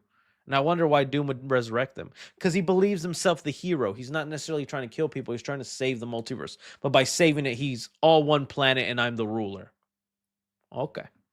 Hey, Chris, I wanted to recommend a movie to you called Redux. The less you know, the better. Let me just at least look up the poster or something. Redux. Let's see. Oh, what is this? Why does this look slightly familiar? I feel like I've seen a trailer for this. Redux. Am I saying that right? Reduki? 97. Oh, that's all right. I definitely will look that up. That looks interesting. Lore behind finding your channel editor. He emailed me and sent me a clip. If you want to be an editor, because I'm still open to more, Reed's still great. I'm not trying to replace him anytime soon. But if you want to be, one, you got to be over 18. And two, take a clip from my channel, just take the audio and show me how you would edit it. That's what Reed did. I liked what he did. Got on a phone call, seemed like a normal guy, still is. And we just been working since, and he's helped a lot, especially with me having the baby and other things I got to do now. He's helped a lot to keep the channel afloat and running smoothly. But it was just that. If you ever want to work with me in some capacity, don't just email me, hey, I want to do this for you. Well, send me some of your work, buddy. Send it to me. But yeah, no creeps too. Let's see here. 3C lore. First time you saw Spider-Man, Batman, and Superman in theaters. Superman in theaters was Man of Steel, and I quite enjoyed it. I liked it. Batman first time in theaters. I don't remember seeing Batman Begins in theaters. I remember renting it from Blockbuster and watching it at our house. So I think my first theatrical Batman movie, not the first Batman movie I ever saw, but the first Batman movie I saw in theaters had to have been The Dark Knight, which, man, what a way to start. I remember that was a hype one. Opening night. That was back when midnight releases were a thing. So me and my dad were there for a midnight release and all that. And that movie, it was awesome. It was great. Spider-Man, dude, that's core memory, dude. That's a memory that I'm gonna have when I have dementia and I'm just an old man in a nursing home and I'm like, shut up, Spider-Man's on. I remember it vividly, like it was yesterday, just being a kid, just overjoyed with excitement, having my little Spider-Man toy in the cup holder. I swear my body took a screenshot and my conscience came awoken whenever the title card came up and that what is it, the dang, I'm forgetting his name, Danny Elfman music came up. I was like, this is the best day of my life, dude. It was a magical experience for me. I'll never forget that feeling. So yeah. Let's see here. Just realized, because of the failure of Joker 2, do you think we'll never see experimental, non-comic accurate comic book movies ever again? No, I think you could still see them, but I mean, experimental is fine, but what Joker 2 was, I don't know if that you'd call that experimental. I don't think it's experimental to make a comic book movie a musical. I just think it was a weird choice to dismantle everything like your fans loved about the first one and make it an FU movie for those people and just do some weird things with that. So, no, to me it's not even looked at as an experimental movie like that. To me, like an experimental movie that unfortunately didn't get the love it deserves was something like Scott Pilgrim versus the World. That had a great visual, interesting style with good rapid editing and different things being thrown in there, and it didn't do as good. Or something like Speed Racer. Speed Racer was definitely a little bit ahead of its time, or creatively out there, experimenting with its style, and it didn't get the love it deserved. I wouldn't say Joker is that. Joker 2 is that. I think Kirby or Samus are going to be the final surprise, maybe in a stinger for the Mario movie, Galaxy movie. What do you think? Maybe that's what it is too. It could be like Kirby popping out of a ship with Samus and going, "You're the plumber that saved the galaxy? I need your help." And then me in the theater going, "Oh, I think we're getting a Smash Bros. Movie. Oh, I'm starting to think Nintendo's building a cinematic universe. Oh, I think I might stick around for this." New character created. Let's see here. The casting director for the X-Men were probably like, who should we cast as Wolverine? I don't know, but we're going to need a huge jacked man. Say that again? That's how it happened. That's how it happened, dude. That's a Is that a hit tweet? Did you just steal that as a tweet? Because I can definitely see that being a tweet that got like 10,000 likes. With the reveal of Star Fox, a Smash movie sounds actually possible. Would low-key be peak? Absolutely cinema. No, we're all thinking about like, what's the next big movie outside of an Avenger film that could genuinely top $2 billion, right? My mind is like a Toy Story 5. It's good, possible. It's possible. The Michael Jackson biopic. Again, I don't think that's crazy. I don't think that's crazy. A Smash Bros. Movie, I would have no doubt crosses 2 billion. Am I crazy? Am I crazy? I feel like that would do it all. Oh, I wish. Someone just said Batman Beyond. I love you, buddy. I wish. Yo, Chris, what do you think? Who do you think will voice? Oh, they already announced it. We talked about it, buddy. Glenn Powell is Fox McCloud. Not a bad choice. I thought they were going to go with like a Harrison Ford or something like that. But Glenn Powell is great. Today is my birthday. It's my birthday. Congrats, my buddy. Congrats, my buddy. My hot take, Spider-Man Brand New Day will outgross Avengers Doomsday. I see Spider-Man Brand New Day surpassing 2 billion, while Doomsday will just fall short. I could totally see it. Those trailer numbers are nothing to scoff at, whether they adjusted them, including all the 1-second clips or not. Spider-Man is just huge, right? He's as big as he's ever been. And I could definitely see it being a $2 billion movie, even without the power of Toby and Andrew. And you're right. I wouldn't be surprised if Spider-Man made more than Doomsday. Doomsday has a lot going for it. We're going to have to see what those trailers look like, though. Star Fox and Galaxy's Peak. Glen Powell is a good choice. I agree. I think it was a good choice. Scroll on Reels, please. Oh, it can't, buddy. It's too risky. The weirdest things be coming up now. Next Spider-Man movie. 3C is confirmed to be a villain. I feel bad. You super chatted. I'll do one scroll. Just because you did super chat, and the guilt is already eating away at me.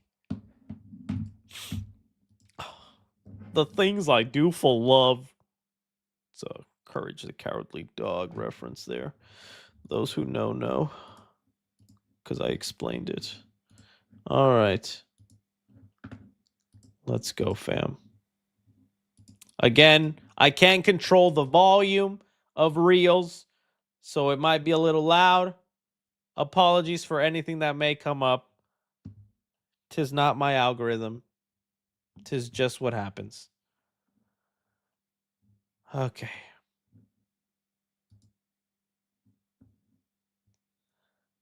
Okay, let's do this. How you doing? What's up, everybody? What's up, brother? Okay, this is just a Good to see you, follower. good to see you, good to see you. You didn't get Jack Black's Chris Pratt to the rescue. Amazing. Dude. Well, again, that's 0 from Holes, buddy. Oh, dude. Oh, the panic cringe I would feel. Oh, dude. I'm glad Chris Pratt saved him there. Oh, man. See, this is a friendly one. If Reels was like this and TikTok was like this, we'd have a segment where we just scroll and have some fun. All right, but let's see what's next.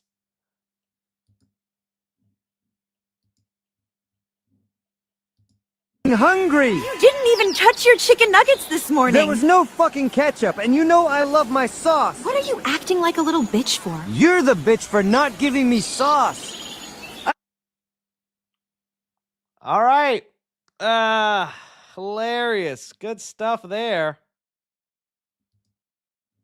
When you find out your favorite... Didn't even tell me. Ni siquiera lo sabía. Your favorite So, you were an alien all the time, and you didn't even tell me. Ni siquiera lo sabía. So, you were... Okay, the Spanish Patrick caught me off guard. That was funny. What is this, man? What are we doing? And yes, I saw what that next thing was. What the heck, man? Just a rabbit pooping? As in your boba...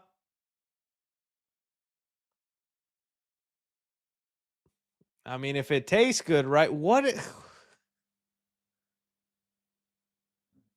your homeboy owes you money, so I say bread or buns, but you already know he don't got bread. Yeah, we're done. We're done. All right, one more. Oh, just a newborn baby. Oh, more baby stuff. It's starting to know I have baby in my life. What is my Explorer What are you doing, page? man? What the fuck up? Page will be... Oh, dude, I'm glad I did not... Jesus, what the heck? This is my Explorer page. So this actually dictates what my algorithm on Instagram actually looks like based on my likes. Pretty normal stuff. Sonic, Mario, Spider-Man. Yeah, I bet some of y'all's pages, nothing but booty buns. Nothing but twerking and slapping and all that nasty stuff. All this, normal. Because I a good person. Okay, we done here. We happy? We happy? What they don't know is I have a secret Goon account. They'll never know that Explorer page. Can you imagine? All right, let's move on.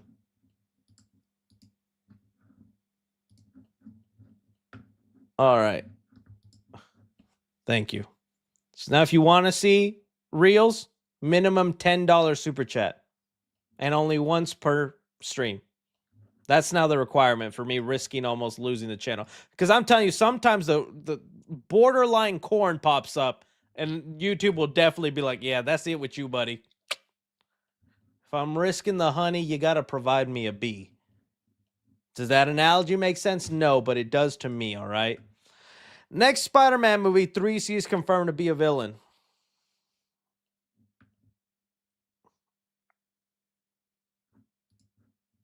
Got nothing else to say. Yep. Had to go, but I wanted you to know I was here. Thank you, Point Flash. I still appreciate you. I still appreciate you. Stupendous Juicy. Nice choice of words. The greatest thing about Nintendo is that you never know who they will cast in their movies. That's so true. And I think I'm gonna have to give them compliments whenever I finally review it, based on how the movie goes, of course. But we make fun of so much about their voice casting, but I feel like it's worked out perfectly fine. It's actually been pretty good.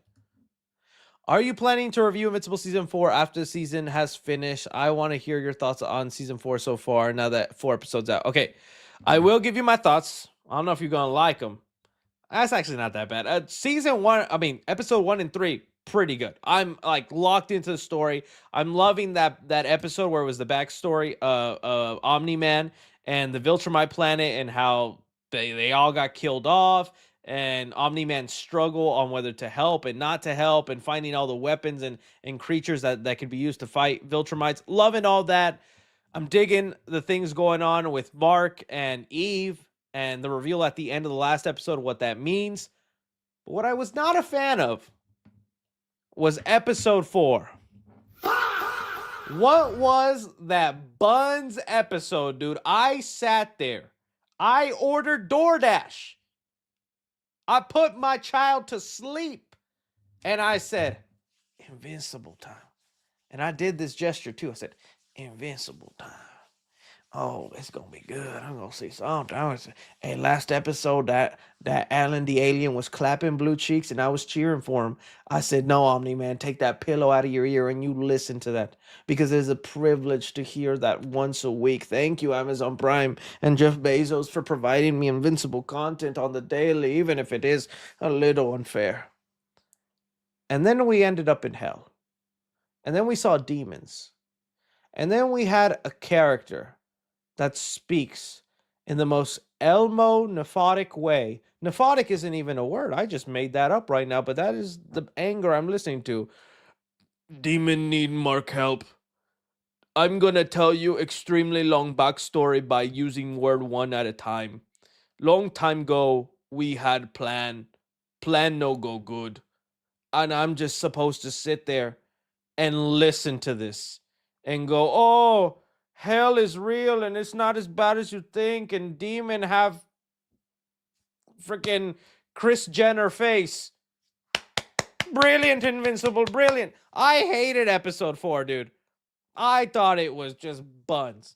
And it pissed me off that we wasted a weekend of the great story we were telling and 8 episodes of what I want to see go down with Mark. What are you saying, Demon, bro? So that's how I was feeling right now. That's how I was feeling. Someone said, how about Daredevil? I gave my review on Daredevils. A lot of people were mad at me. I think some people unsubscribed. I posted that, and then 10 minutes later or 30 minutes later, I had like 20 less subscribers. I said, people don't like my opinion on. I didn't say the season was bad. It's just my least favorite. I didn't. Hey, but it looks like I'm in the minority. People are eating it up. I will say episode 3 and 4 are, to me, where this season peaks. A lot of cool stuff in episode 3 or 4, and you're going to see episode 3 this coming week. And beginning of episode 4. 4 is a Dex heavy episode, so that's a cool episode. But man, yeah. That's just me. But I'm exaggerating a bit on the Invincible episode 4, but I really just wasn't a fan of it. Like, dude, I know something, it doesn't have my attention when I so badly want to reach for my phone and just scroll on TikTok while I'm watching. Does not happen often, but dang, is that the litmus test for how much you're holding my attention, and I just couldn't, man.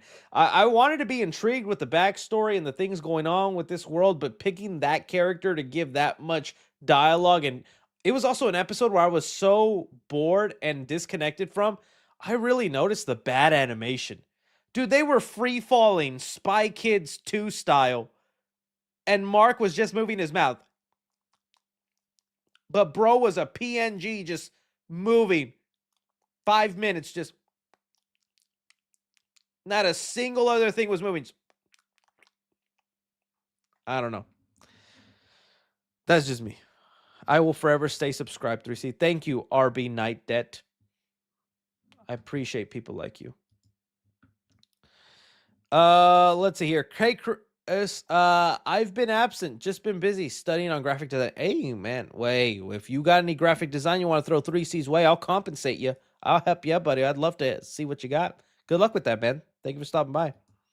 I will gladly unsubscribe. Well, Drew, that's just you. I'm never liking one of your tweets again, Drew. No matter how bang it is. What you think the Doomsday Theater merch will be? Bro, I think Dr. Doom's helmet with like a removable wearable helmet would be cool. Other than that, it has to be Dr. Doom related. It has to be Dr. Doom stuff. Just a Dr. Doom bot with the mouth open. Something like that. What do I read on vacation? The Night Agent. What do I read on vacation? The Night Agent, Just Friends, or A Very Punchable Face, Sunrise on the Reaping, or Hear Me Out on this one, 3C fanfic. Hey, you got 3C fanfic passing my way. I'd love to know what that's like. I'ma go with Just Friends or A Very Punchable Face, because I do not recognize that one, and that could sound fun. Hi, Chris. I think the cast for the Super Smash Bros. Movie will be the same one from Smash Melee, and Ryan Gosling would be great Captain Falcon. Yeah, it wouldn't be bad. I think they'd get someone else. I don't know if they'd get that. They always surprise me with the voice casting, but it ends up being the right choice every time. Also going to see Hoppers with my best friend today, so wish me luck. Hey, man, enjoy it. Hope you like it. I quite enjoyed it. I'm turning 20 this weekend. Awesome. I have no idea what I want my career to be. How did you figure out your future was YouTube? I was miserable and depressed in every other line of work, buddy. I'm not going to lie and say I didn't hope I would go full time and this would actually be a career. I am so grateful how much it's blown up and how I get to do this. But I knew it was a long shot, and I knew, like, yeah, come on, I'm being a little delusional. But sometimes when chasing your dream, you have to be a little delusional, or else you will talk yourself out of it logically, right? But as far as what I just knew I didn't want to do anything else. I just loved movies, man. Movies were everything to me, and I knew nothing else would have meant much to me. And I was always a job hopper. I was never at a place more than a year. That was unfortunately one of my bad things. Any job I ever had, once like the year mark hit, I was just like, oh, didn't play. I'm done making these Subway sandwiches. Take that, Jared. I know you're a hero, but someday you'll be exposed. I knew back then. I knew. No, I didn't know, but that was crazy that he got it. That was crazy. But it always happened, man. And so I just ran with it until it finally became something. And I'm grateful it did. So I say just chase your dream, buddy. Chase your dream, but don't have a backup, though. I did have a backup. I left school, but I gave myself like a year when YouTube was picking up, and I was like, this is it. If this year I don't make it, I got to sign back up to school. You think Zelda Link movie will reveal to be part of the Smash Bros? No, I don't think so, because it's a Sony movie and it's live action. It'll be its own thing. Maybe they could have an animated Link and still keep it separate. I mean, we got live action Spider-Man and animated Spider-Man. Why not? But I think not. I think they'll just stick to other characters. Let's see here. I'm still excited for Mario Galaxy, but I'm getting worried that it's feeling less of a Galaxy movie and more of a mishmash of different Mario games, as well as setting up Smash Bros. All in one movie. Unfortunately, it is just going to be that. I've just gotten used to that it's just mishmashing in like Odyssey and Sunshine and other things like that. I'm thinking hopefully it'll organically make sense. But the Smash Bros. Part, I get that's worrying, but I'm also just excited to see how it goes. Hopefully it doesn't cross that line too much of like, okay, this feels more of a setup movie than an actual movie that's containing its own story, because then that will bother me. But we'll see. We'll see. Week 4 of asking to be modded. Since whatchamacallit. Let's see here. All right, buddy. I will note it down here. Now remember to do it after stream. Also, your Dune 3 reaction is most viewed on Spotify. Oh, nice. Thank you. I appreciate that. That's good to know. It's most viewed on Spotify. Okay. If they're going to do a Super Smash Bros. Movie, they should do in the 1999 version of 12 characters to be a decent movie. Yeah, and we were just talking about that. They have to go with the original roster, and that's the way to go. Smash Bros. Isn't a thing you just do one movie. You somehow spin that off into more, dude. 3 Smash Bros. Movies? Hey Chris, did you watch Breaking Bad when released? Yeah, when it was coming out, I was a watcher of Breaking Bad, and so I was there for like every season, every big moment. I remember the day I watched the final episode. I was living back at home with my mom, going to community college. She made dinner. I don't remember the meal, but she made dinner, and instead of having dinner with the family like I usually do, I told my mom, I really have to see the way this ends. If I don't, I'm gonna get spoiled. It'll be online, it'll be everywhere. I have to see this now. So she was nice enough to like let me go to the living room and eat by myself as I watched the finale. And it was a great finale. They nailed it. I loved Breaking Bad. And Better Call Saul was great too. Would you rather be a Saiyan or a Viltrumite? A Saiyan. Viltrumite would be cool too. You know what? I say Saiyan because of my love for Dragon Ball, but then having me go blonde, someone Photoshop me blonde right now. What would I look like? Just add the green eyes and the Super Saiyan. I already kind of have the green eyes, but that would kind of suck. And then blue hair too. I guess honestly the better choice would probably be a Viltrumite because I could just be low key. No one would know. I'd be like Superman. But essentially, I'd rage bait people and wait for them to punch me, and then when they break their hand on me, I go, yeah, now what? But then again, as a Super Saiyan and in this world, I wouldn't even have to go in my Saiyan form to defeat anybody. You know? A lot of things to think about. There's going to be a mystery horror movie playing at my theater. I'm thinking to go. It's going to be the Exit 8 movie, which I highly... Yeah, I'm interested in that movie too. It's based off the video game. It kind of has like a Backrooms-esque kind of plot where you're just stuck in this endless subway loop. Yeah, I'm curious about that. My girl wondering if you're wearing makeup. I only put like a dash when I got like a pimpy. But as of right now, no. It's only when I get a pimpy, I'll put like a little. I have to. If not, you'll just be staring at it. Other times, early on, I would have to a lot because I didn't understand lighting. And so I would just blast lighting and put the iOS settings so low on my camera that my face was just shiny. I looked like if I had dunked my head in baby oil and was like, all right, guys, so today what we're going to be talking about, and sometimes it still gets shiny because of all the heat. And so it's not really makeup. It's like this white powder. What's this? Anti-glaze powder. It's like a white powder. Yeah, it's like this. It just helps with, what's it called? Shine.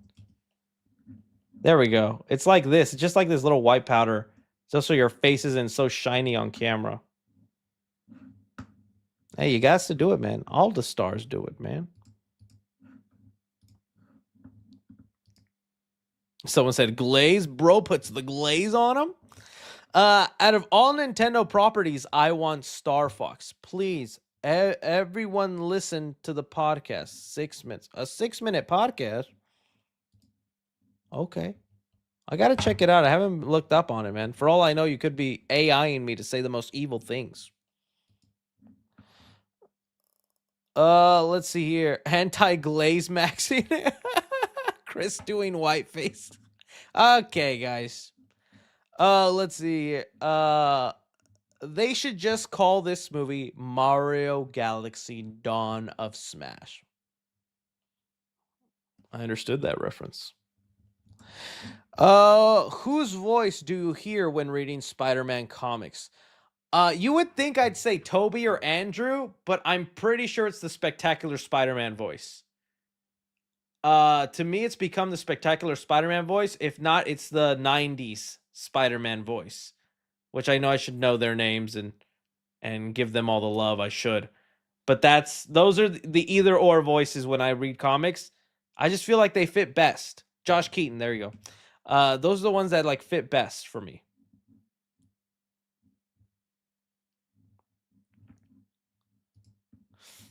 Let's see here. I mean, same worked with like Kevin Conroy's Batman. Forever will be the Batman voice I hear when reading comics. Let's see here. It's already any word on the new Gremlin movie? Sadly, not, man. They said supposedly it's coming, it's happening. Someone said Drake Bell. That'd be funny. Like to some people, that is the Spider-Man, right? So I don't blame you. Because he was in that Ultimate Spider-Man show on Disney. I didn't like that one all that much. Sorry, I know some people did. I wasn't into that one. But no. Just hey, they announced it, and then we never got any other updates. I believe you've been asked, but a Patreon would be dope. Good place to put games like Dispatch or the new Hellraiser game. Love you. I've been contemplating more and more, but not a Patreon, a member, YouTube member, because I realize it's kind of annoying sometimes to go to a different platform, even though I bet a lot of you have Patreons for other YouTubers and whatnot. So I was thinking of doing YouTube membership. I just want to make sure if I open it, I have enough content to give, because I don't just want to be taking your money and then not providing something back. Plus, in my Unk status, I don't know how to figure out little emojis and things like that for the added members in the chat, and I would love to figure that out. But yeah, I'm thinking about it, and that would allow me to do more like non-worrisome copyrighted content and all that. I just want to make sure I'd have enough. Love to know what you guys would want the membership content to be. If you have any suggestions, let me know. I just hear my voice when I read comics. Well, that's one way to do it too, buddy. Comic book fans are eating good this year. Oh, yeah. A lot of great stuff, man. A lot of great stuff. Legendary has the license currently to live-action Pokemon movies. Animated, however, is controlled by Pokemon. So Pikachu and Red, etc. That'd be interesting. Well, I think they'd still eventually have to somehow work out a deal with Universal, and they could do the Pokemon movie animated. That'd be crazy. I'm just surprised, man. We had one live action Pokemon movie, a lot of cool, crazy Pokemon, and it was a Detective Pikachu movie. What's we doing? Let me move over here. Okay, good.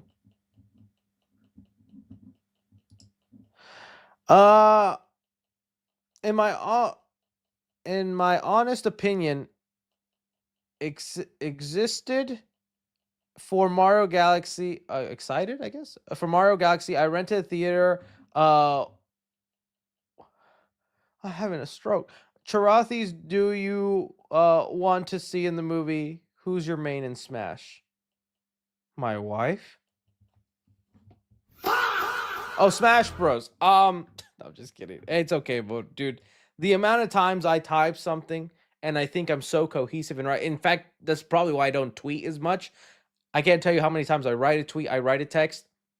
It's missing a word that I like said in my brain, but I didn't type it out. I misspelled something completely, and I'm just like, I'm regressing as an adult. Okay, my mind's already turning to mush.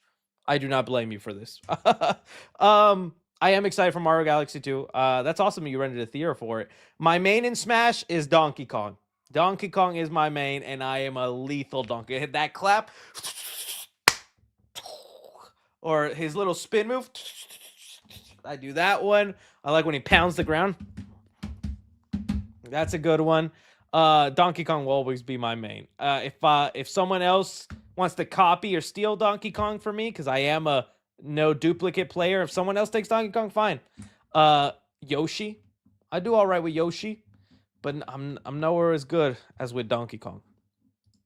Donkey Kong will always be my main. All right. Any news on the Bendy movie? No, not as of right now, buddy. I know, man. I know. You're excited for it. And once they do, I will be there for you to let you know Bendy is bending. Lights Out 2 confirmed by THR. Thoughts on the second? I did see that. I didn't make it a full topic because I didn't have too much to say. I figured someone might ask me, though. So let's bring that up. What the heck? What is this?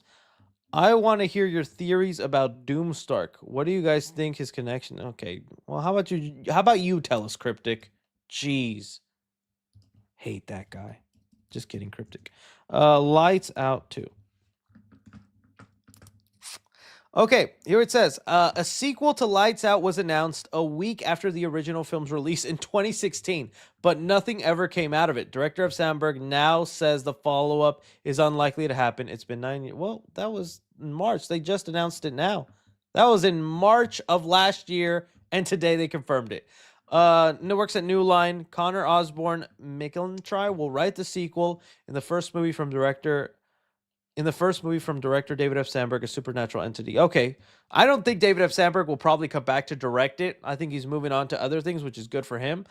I'm curious to see what they do. I like that first one, but admittedly, I haven't been like, dang, why'd they never make another Lights Out 2? I'd like to see Lights Out again. Lights Out, the bill paid. Lights Out, time for a new bulb. Tons of title possibilities there. But yeah, I'd be fine with it. Like I said, not something I'm like yearning for, but if they do something cool, why not? There was a fun premise in there.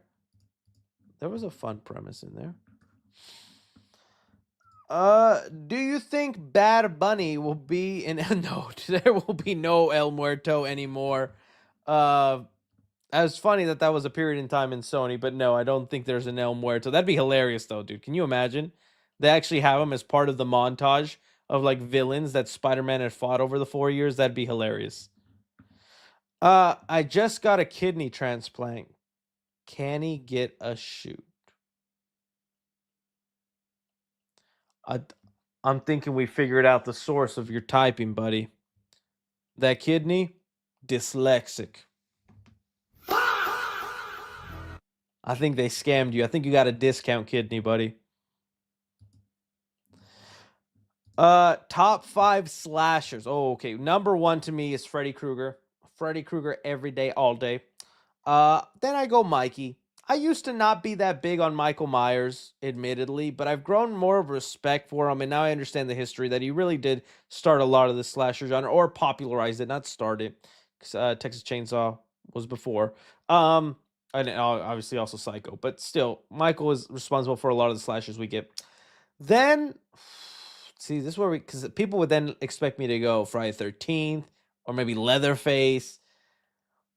This is where I'm caught up. I want to go with either a Ghostface or a Chucky. I'm going to go with Chucky. Then I'm going to go. Ooh, this is a tough. I like Friday the 13th, but dude, if you put a ratio of movies with the slashers, to me, most of Friday the 13th, not the Nightmare on Elm Streets, thumbs up, love them, enjoy them. I think, honestly, Friday the 13th movies, about half of them I genuinely like. And the others, I'm like, I'm only watching them if I have to, buddy. I don't know. So I'm not going to put Jason on there, unfortunately. So I went Freddy Krueger, Michael, Chucky, Ghostface, Wildcard Leprechaun. Today, randomly on TV, Leprechaun Back in the Hood was on TV. And I remembered this world is worth staying in. a leprechaun was in the hood, rapping and getting shot with bullets of 4-leaf clovers. You could not make that movie today. Someone said Hard Eyes. Come on now. Who you think you is? Let's see it. Did you see that Zach Cregger's Resident Evil script got leaked? I read it and loved it. Very gnarly and lots of crazy body horror. Really funny too. Oh, awesome. I did see that the script got leaked. I have no intention of like reading it or looking in on it. I want to experience that movie the way he wanted it to portray it. But hey, I have heard people have read it and they really like it. So hopefully it lives up to its potential. Please rank every Spider-Man villain. Raimi, Tasm, what's... Oh, Jesus, buddy. Why don't you make me write an essay on colonial landscapes and you want me to do it in college ledger too? Jeez. Already feels like homework. Okay. Dude, I can't even. There's so many. Okay, Green Goblin, Dr. Octopus, Sandman. I'm going with realized villains. Dude, in the Watts movies too, you're gotta be. Oh, buddy. The $14 for this super chat, and it says ZAR. If that currency turns out to be $2 American, Danny Phillips, I'm finding you, and you're not sleeping tonight. Mm-hmm. Yeah. Okay. Moving on.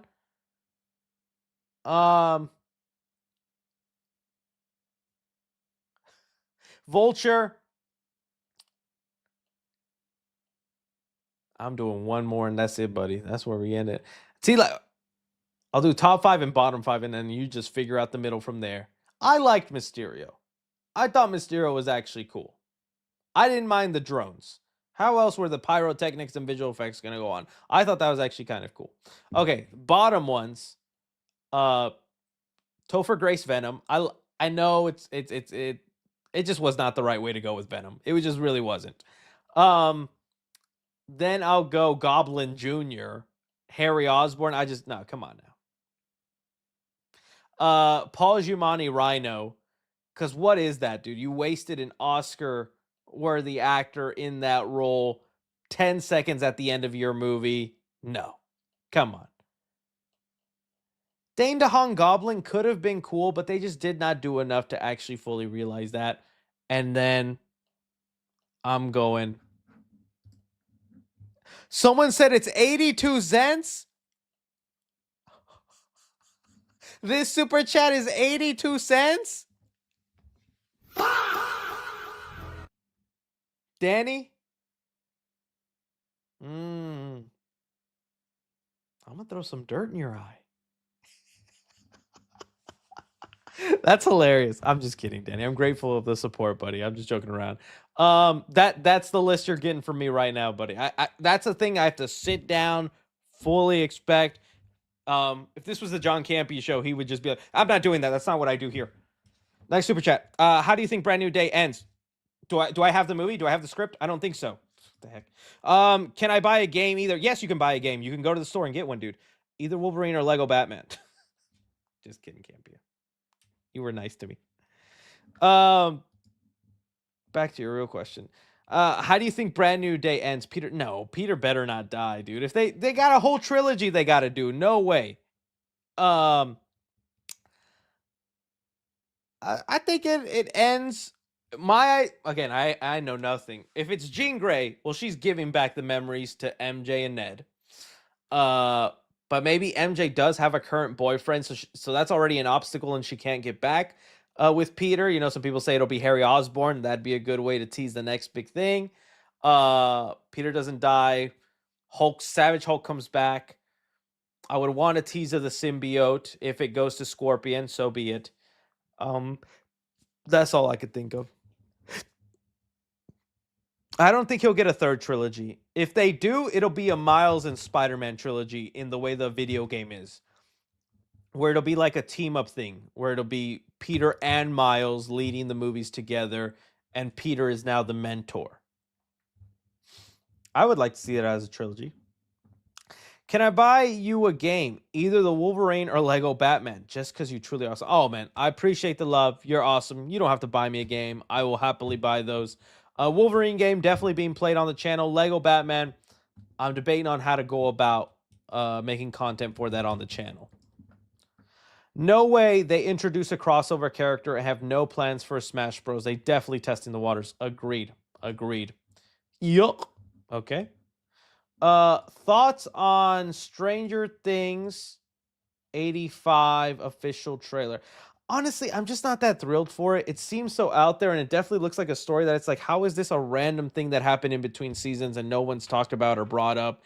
I really don't think it's going to be for me. If I end up seeing reviews that it's great or that it's truly awesome, I'll give it a chance, but I think it's going to be something I pass on, unfortunately. Thoughts on Anthony Starr wanting to play Albert Wesker in the Resident Evil live action films because he wants to play Wesker, but said he may be too old. I mean, he's got the look for it, but it definitely seems like the Resident Evil movies are not headed in the video game direction. So sure, he could want it, but I just don't think it'll happen. Would you believe me if I say I just found and bought the Michael Myers Fanta cans? Because I have one right now. I'm not sharing. They're mine. Hey man, those are collectibles. There's gonna be some guy that holds that Michael Myers Fanta can in his collection for like 30 years, and one day he's gonna just impulsively.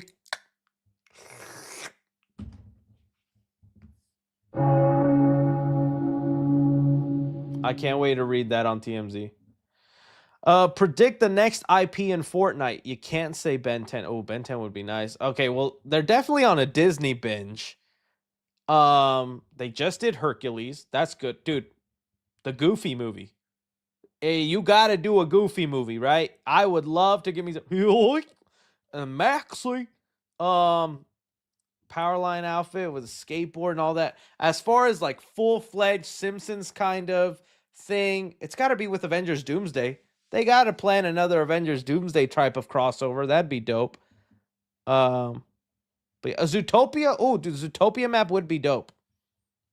Someone said Cheese Tower. Would you rather have coffee and donuts with Dewey Riley, watch The Thing with Randy Meeks, or Stu Macher shots in the back?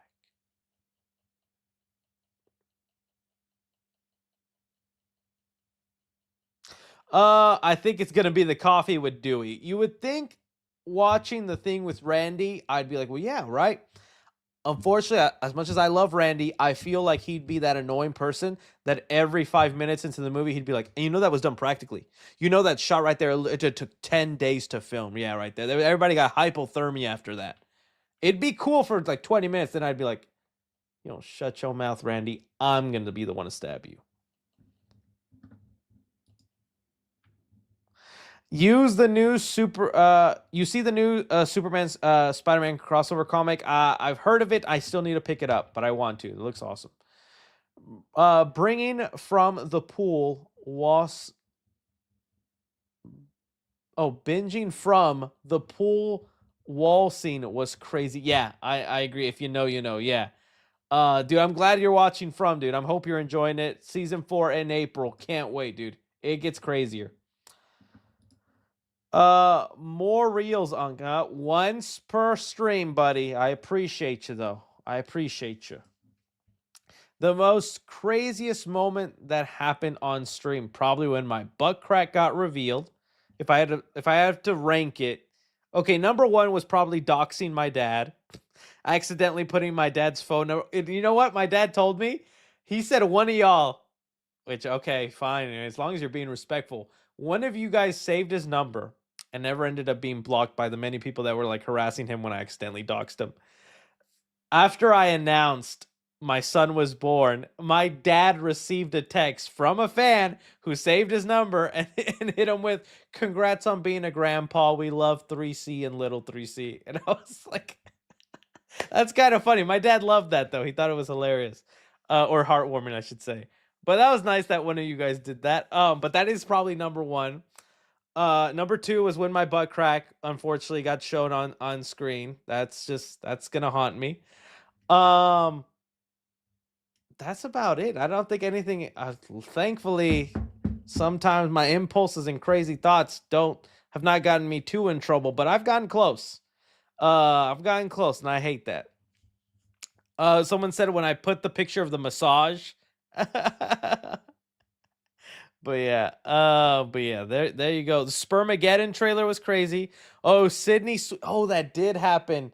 Sometimes I have Twitter set. I use a specific Twitter account when doing the news here that's set to like restrictions and filter any sexual or just not safe for work content.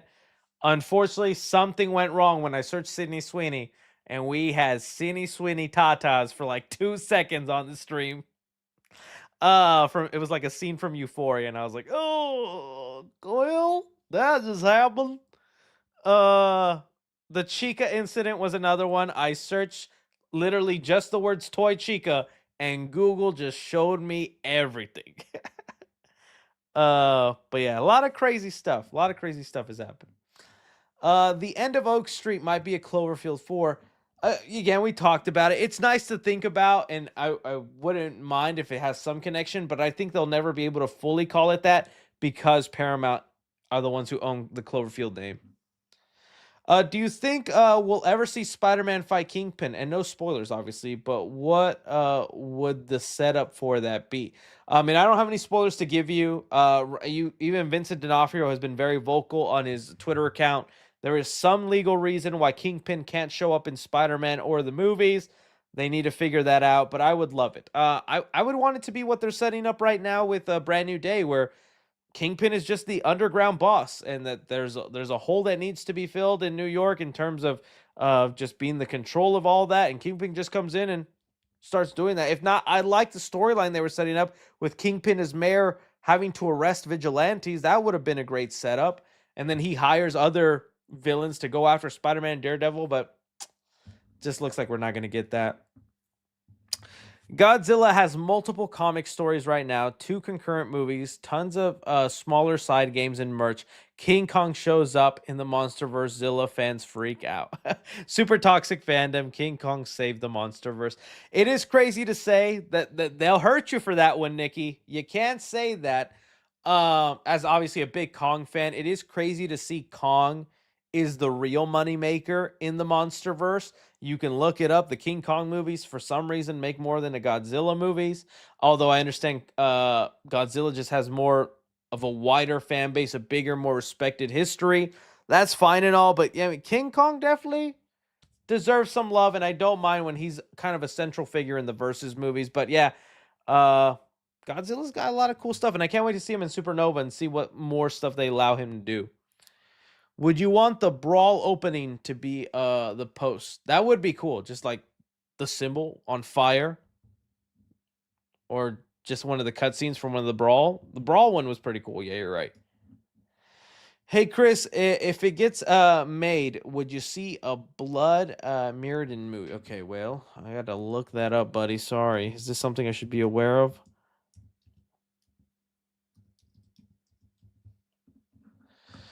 Blood Mirrodin. Okay, it's depicting the brutal violence of 1950s Texas-Mexico borderlands through the story of teenage runaway the Kid, who joins the Gallant Gang, a historical group of scalp hunters. Well, that sounds wild. I've never heard of this, but I will keep it on my radar. There's apparently a lot of YouTube videos on it. I'm unaware of this, buddy. I'll look into it.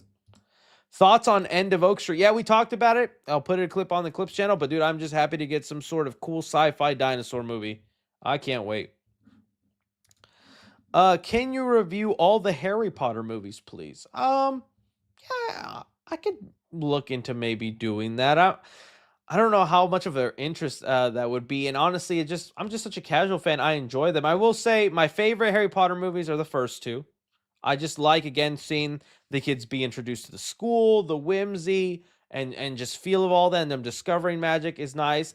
I used to not like Prisoner of Azkaban because of the huge, like, at least look of the movie, the cinematography change, the darker tone. I was like, oh, what happened, man? Everything's so morbid now. But I've grown to like Prisoner of Azkaban a lot more now. And then, if I'm being honest with you, from there until the last couple movies, it's all a blur to me. I don't know which is Goblin of Fire, Half-Blood Prince, and Harry Goes to Sunday School. I don't know. I got to figure it out.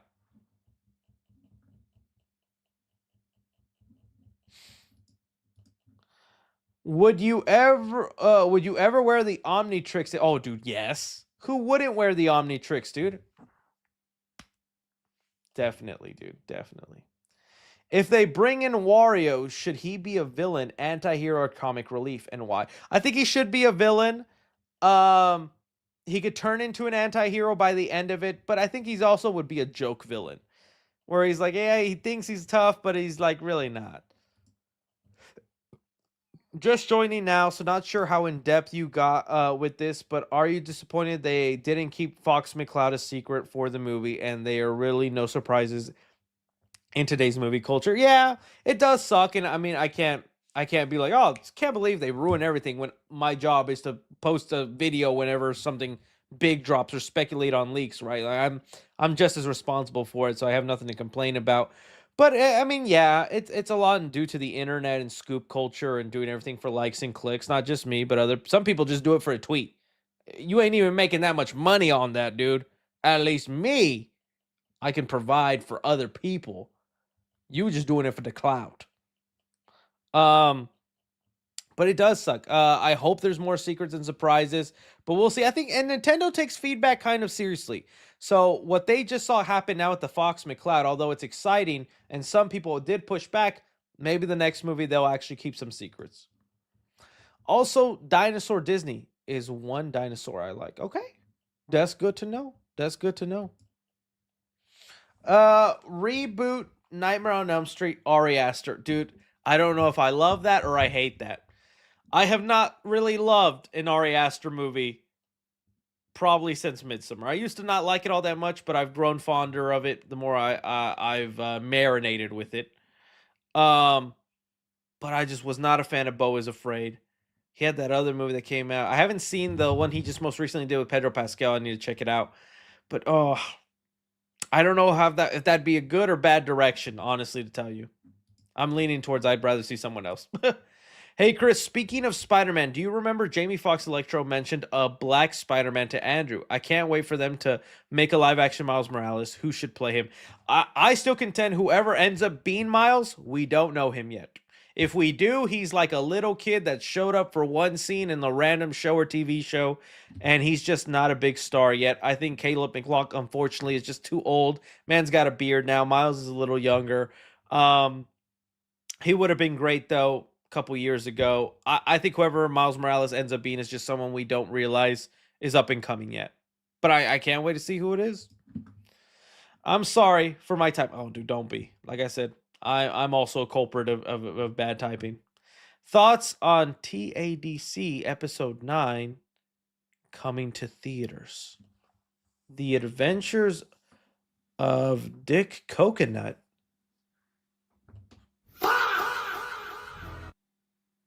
So that's how the coconut got 3 holes in it. That's crazy. I need someone to help me with this acronym. Unfortunately, I don't know. The Amazing Digital Circus. Oh, okay. Sorry, I'm unfortunately not familiar with that one. I don't know about it. But if it's coming to theaters, that's a nice, cool, big show. Happy for y'all of the Digital Circus. And for those of you who enjoy the coconut. Commando 43 sends in some love. Thank you so much. Want some more love? I heard that the Jackal is the main villain for Spider-Man 4 and that he has the ability to control people. I saw some people theorizing and rumors on that. I don't know how factual they are. They didn't really come from a lot of...